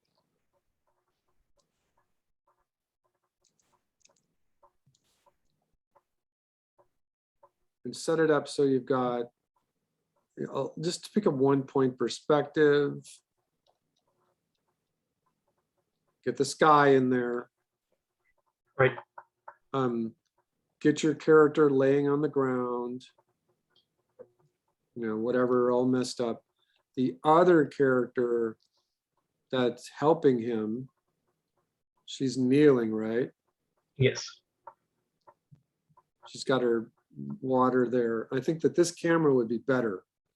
And then you get the idea of playing with just the size of the trunks of the trees that you've got. And this tree right here can be really big. You could draw the trunk, you know, the trunk and the roots of the tree, and then you can put trees back here that are much smaller and that you can actually see the foliage. Right. And then this one is on the same plane.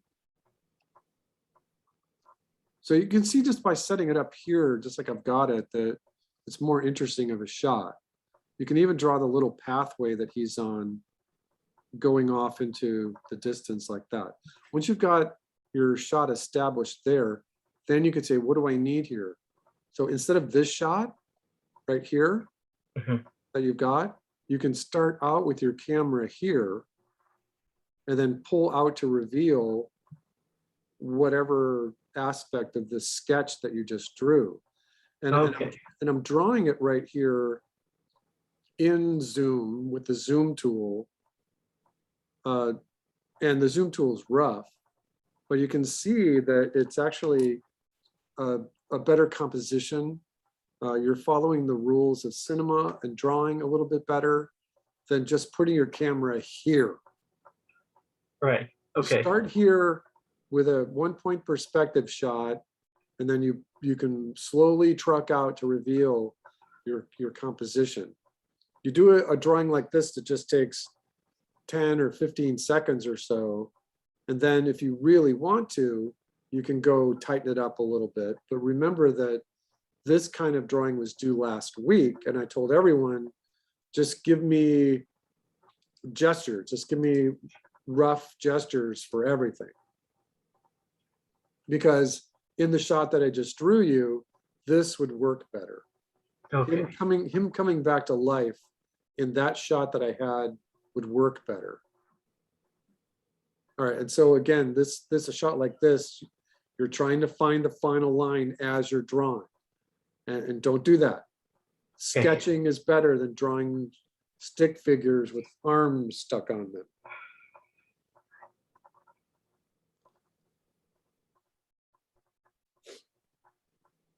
Okay, oh, and then there's more.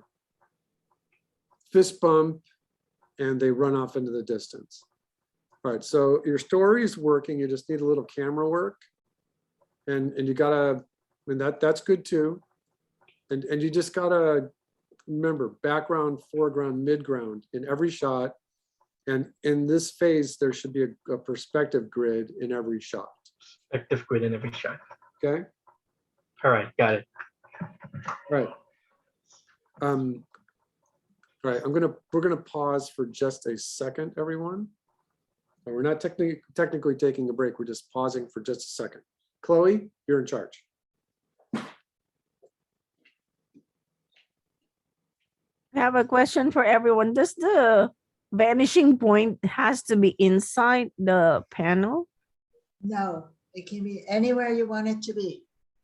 And usually, if you have two, it's usually not inside the panel. If you just have one, it is commonly at the center or on the vertical, on the horizontal center, somewhere on your vertical line. But again, it doesn't have to be. You can choose where you want to put it. Okay, I think I need to learn more about perspective because I put those lines. I thought I was using them right, but it turns out I wasn't. So, and I'm taking a drawing class, but we haven't got into perspectives yet. There's lots of really good resources on the magic internet. I used to have a book that was just brutally good about it, but I don't have it anymore and I can't find it on Amazon, so I can't recommend it. I see, thank you. But there's definitely books about it, and they systematically, some of them are very mathematical, some are much more practical. So it depends whether you want to do a lot of geometry or whether you just want to get the quick way. Okay, thank you, Alex.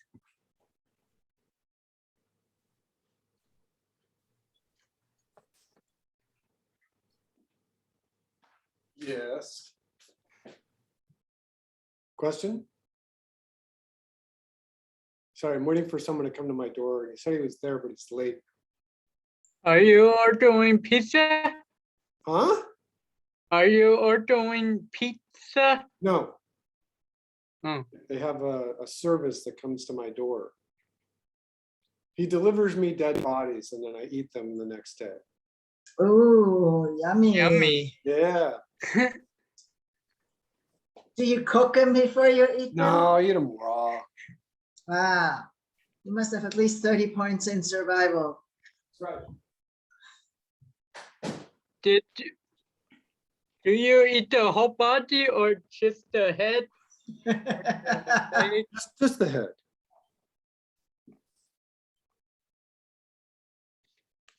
I'm not sure where that's going. Yeah, it's pretty gruesome, huh? That's all right. It's the kind of stuff we talk about over family dinner. All right. Last week he came to the door, or he sent me a text, and he said he would be 5 minutes, but he was only 10 seconds away. And today he texted me that he's 5 minutes, and it might actually be 5 minutes. So sorry. All right. Let me introduce the next thing for you. Oh, wait, I have a question. Yes. Can we look over? I submitted my storyboards during class. Can we? Okay. still You look want me to over go them? back? Yeah. Okay. They're not like completely finished, but I'd just like some feedback. Okay. It's really, I have to say this, it's really, really cool to get feedback like this in class and see other people's boards and the feedback they get. It's That's so good, helpful. right? Okay, so It's super helpful. okay, Carmen. Slugs are correct. The title card, okay. You put that at the last minute. Okay. We don't see it. Oh, sorry. Thank you.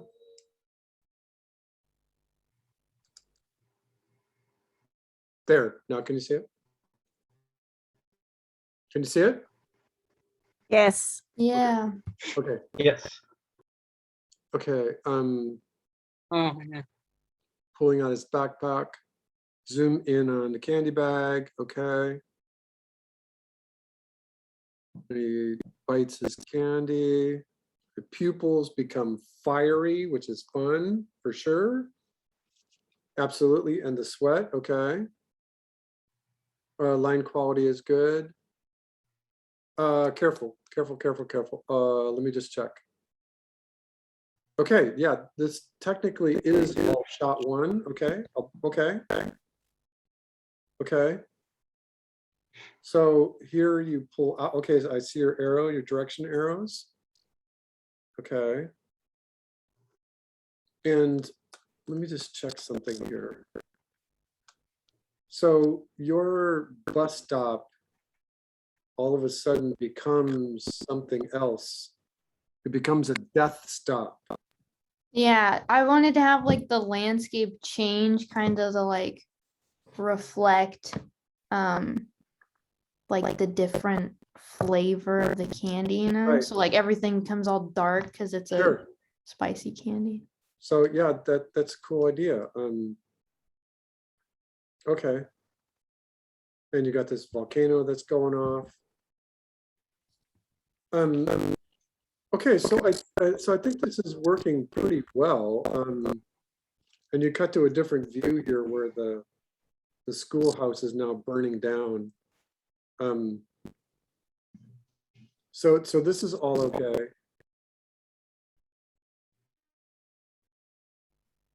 And by the way, these lines are exactly what I'm looking for, everyone. These quality of lines right here, you're trying to figure it out. You got the perspective, you got the camera. This is what I'm looking for. Drawing through the shot like that is exactly what I'm looking for. All right, so I think that there is just one thing that's missing. And that is, instead of this shot right here, right? Instead of this shot right here, I think that from here, you got the fire in the eyes. From this shot right here, I think that the action in this panel right here could be closer. So you just started with him up there, right? The pupils are fiery. Mm-hmm. So once you start to pull out here, I think that what you technically would like to do is kind of study what happens with him. Just, he's got his fiery eyes, you know, and his eyes can get really big, right? And then they can become fire that gets bigger than his head. Why not, right? And then in the next panel, his head can explode. You know, you could even do the thing where his head, the top of his head hinges off and just becomes like a hinge like this, if you want. But the idea would be is that there's now a volcano with all this smoke coming out of his head, and even like smoke coming out of his ears. Again, all as he's just sitting there.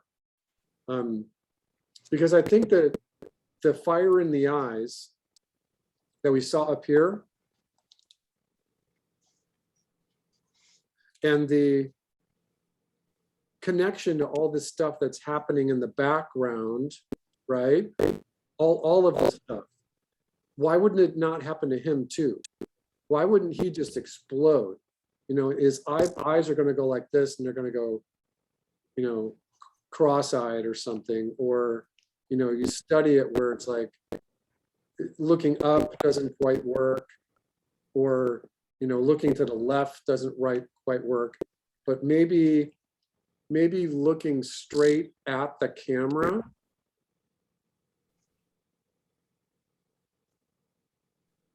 and almost literally breaking the fourth wall as his pupils constrict to pinpoints just before he explodes. Right? Does that make sense? Yeah, I like that idea. And then you can like you can think about it in terms of, you know, the volcano coming out of his head and this smoke here turning into fire, so that he's causing all this stuff that's going on in the background. And so if you make this connection here, so all of this stuff that I just drew is happening right here with this camera in a mid shot. And then when you pull out, now I'm gonna, there it is. I think my guy's here, hold on a second.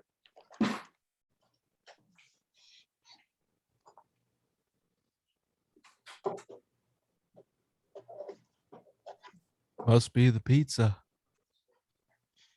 Yummy.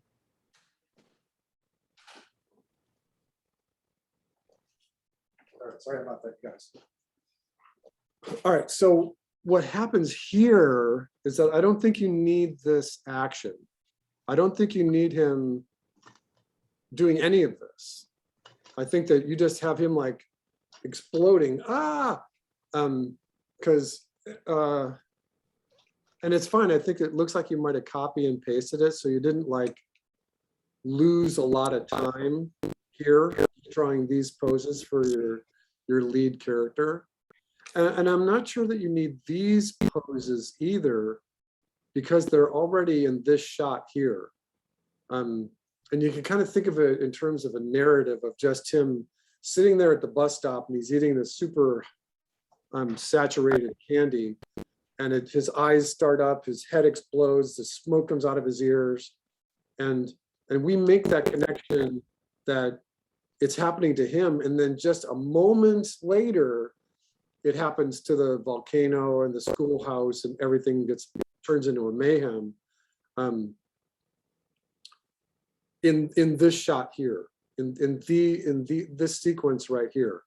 And then you can close, you can push back on him, you can truck back in on him and say all of this stuff was his fault, and he rubs his eyes and he looks around and then everything is still okay, right? That's basically the narrative, right?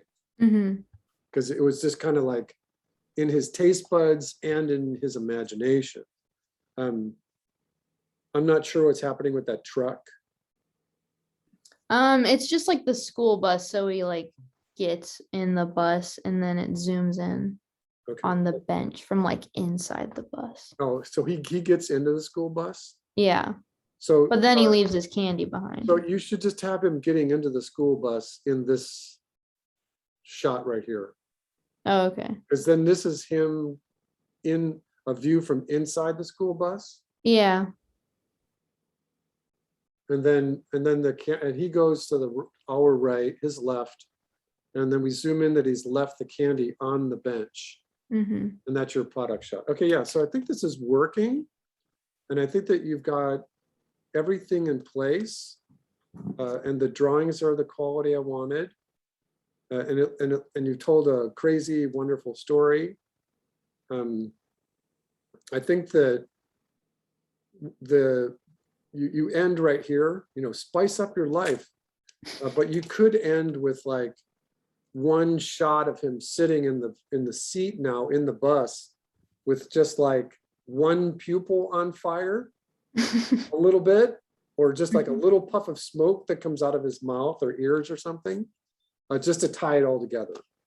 Okay, that sounds good. And that would be after this, but it's great. It's actually really good. Thank you, Carmen. Thank you. All right. Anybody else? Upload? I did upload. No, you didn't.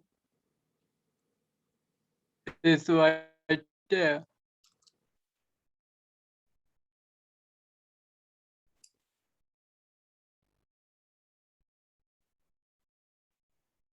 It's blank. You put it in the wrong place.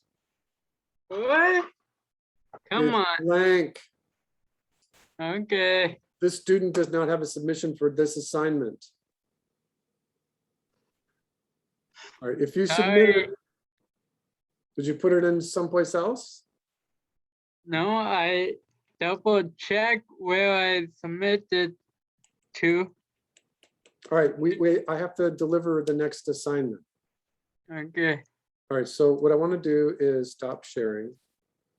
And I want you all to take notes this time.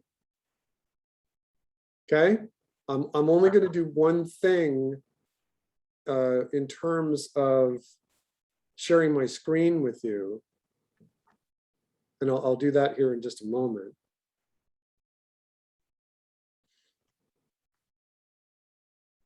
Laura, are you ready? Everybody ready? Alex is going crazy. He's going back and forth and left and right. Oh, by the way, Alex, did you see that I removed all the due dates and prerequisites on that stuff for the other class? I haven't looked at it yet. You can work ahead if you storyboarding. Yeah, you can work ahead if you want. Oh, in that okay. class, you can work as far ahead as you want now. Okay, I was just kind of thinking, you know, what are we going to do next? Should I do a 2-minute story? Should I ask for character designs and scripts for next week? And then my instructor or my teacher yesterday reminded me that, and I think that it's not nationwide yet, but it might be. You could prove me wrong that that Monday is now Indigenous Peoples Day. On my calendar, there's a drive into the calendar from Apple, and Apple presets like national holidays. And my calendar still says Columbus Day, but the new one is Indigenous Peoples Day. Remember that when you were in grade school, when you got taught about Columbus, you know, the Nina, the Pinta, the Santa Maria, whatever, he murdered all those native peoples. He basically committed genocide, and he's not a hero. He's a villain. He's an evil villain. It wasn't like he came in there and he was like going to start a war and let them stick up for them. So he just murdered people, just slaughtered them. He's an asshole. And us to be celebrating his arrival here in the States is wrong. It should be Indigenous Peoples Days. And I just kind of got on this thing that it's about that time in the semester when you should all be doing either a fairy tale, and in my notes right here that I have, I said, well, let's do like a nursery rhyme. And the teacher from Monday had put on the board that her students were doing like a narrative for Little Miss Muffet, Saturn a Tuffet. And I was like, well, you know, that could kind of work. But those childhood nursery rhymes, and they're most of them are kind of short, you know, the Three Little Pigs, or, you know, that can be done. And I'm like, but you already know those, right? And I kind of jumped back in my head, jumped back and forth in my head between the Boy Who Drew Cats, which I introduced you to a couple weeks, a Japanese fairy tale, which is just brilliant. I love it. And then the idea of nursery rhymes.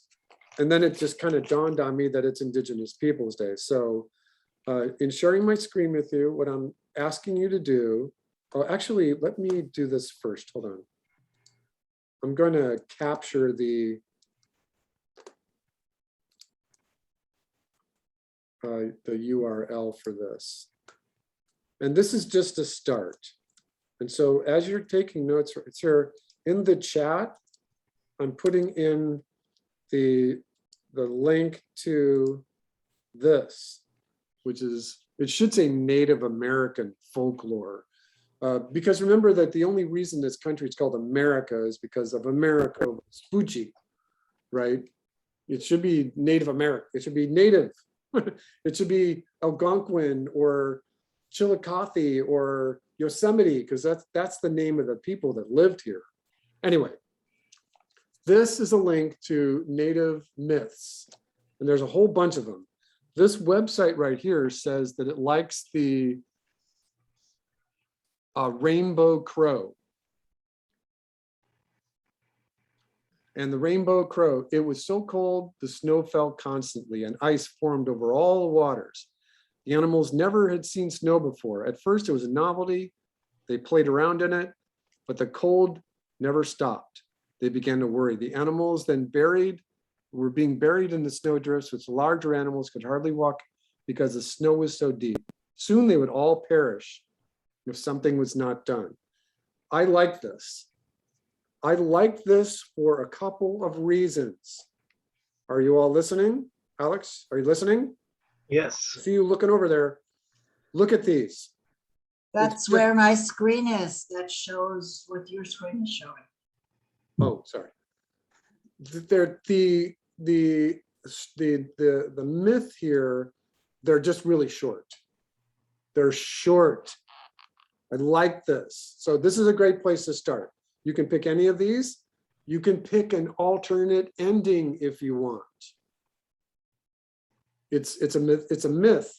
And in the olden times, before myths were written down, they changed. Every time someone told a fable or a story, they changed it. So you can look at this and you can say, well, I want to do the Rainbow Crow. And I want to do it just like it's written. That would be fine. Or you can give it your own twist, remembering that these are native North American tribes that are telling these stories, right?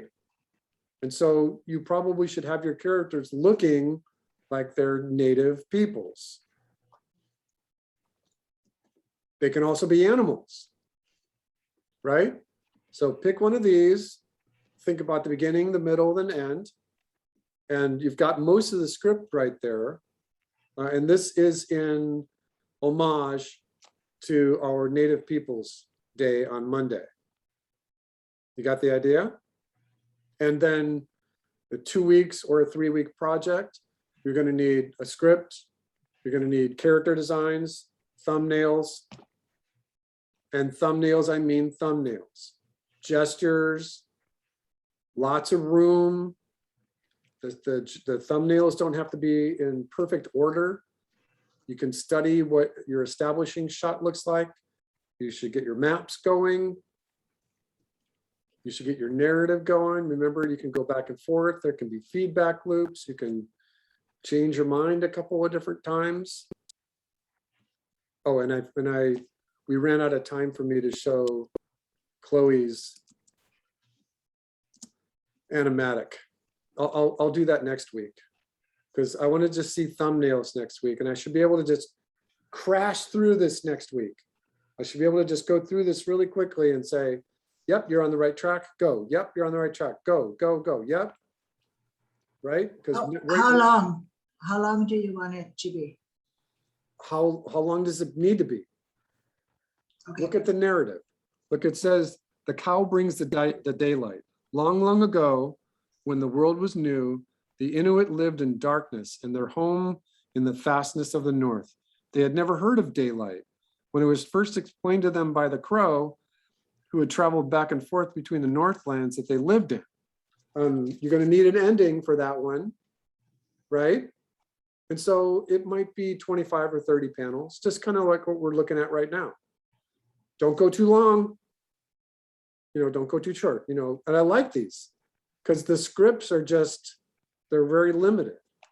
And like I said, you can twist the ending if you want. You can just use it as it is.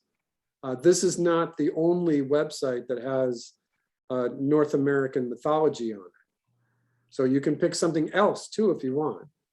The idea is to be able to draw the thumbnails and get the thumbnails going for next week.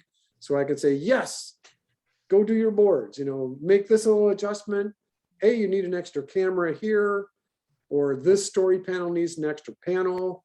This action needs to be scribed in terms of anticipation, overshoot, settle, that kind of thing. And then, hopefully this is a good solid 2 week project. If you need an extra week, that will still be okay. But you should, now in your tool bag, you should have all the tools for cinema and story and character design and animation, that it should all be there, right? And so this is a nice little thing to do right here. As you're rewriting the story, you can still put it in the document for our class that lives right here. Oh, sorry.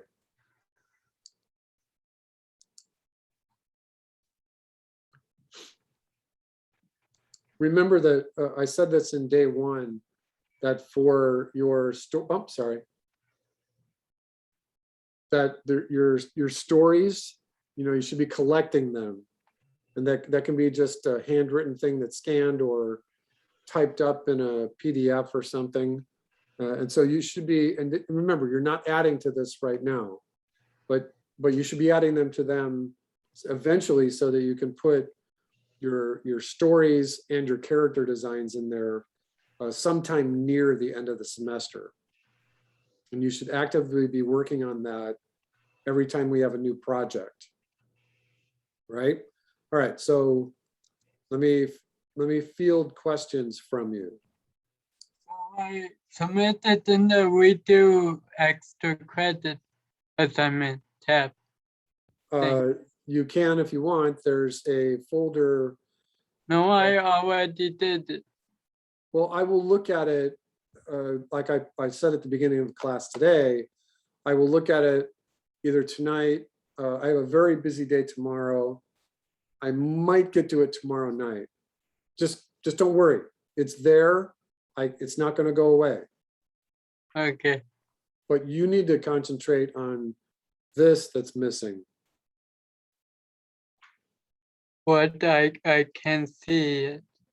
My mouse is right here. It's like, you don't have anything for today. So you're late. You're late. You're late, you're late, you're late. All right, so once again, just to reiterate, you may pick any of these. You also may pick any, because I just searched for fairy tales, Native American, and I stopped right there and I just picked the first thing. It says Native American folk tales, right? So there's a whole bunch of other ones. What does this one look like? Fascinating Native American folk tales that you should know. Here's more of a description of the ones that are in the other one.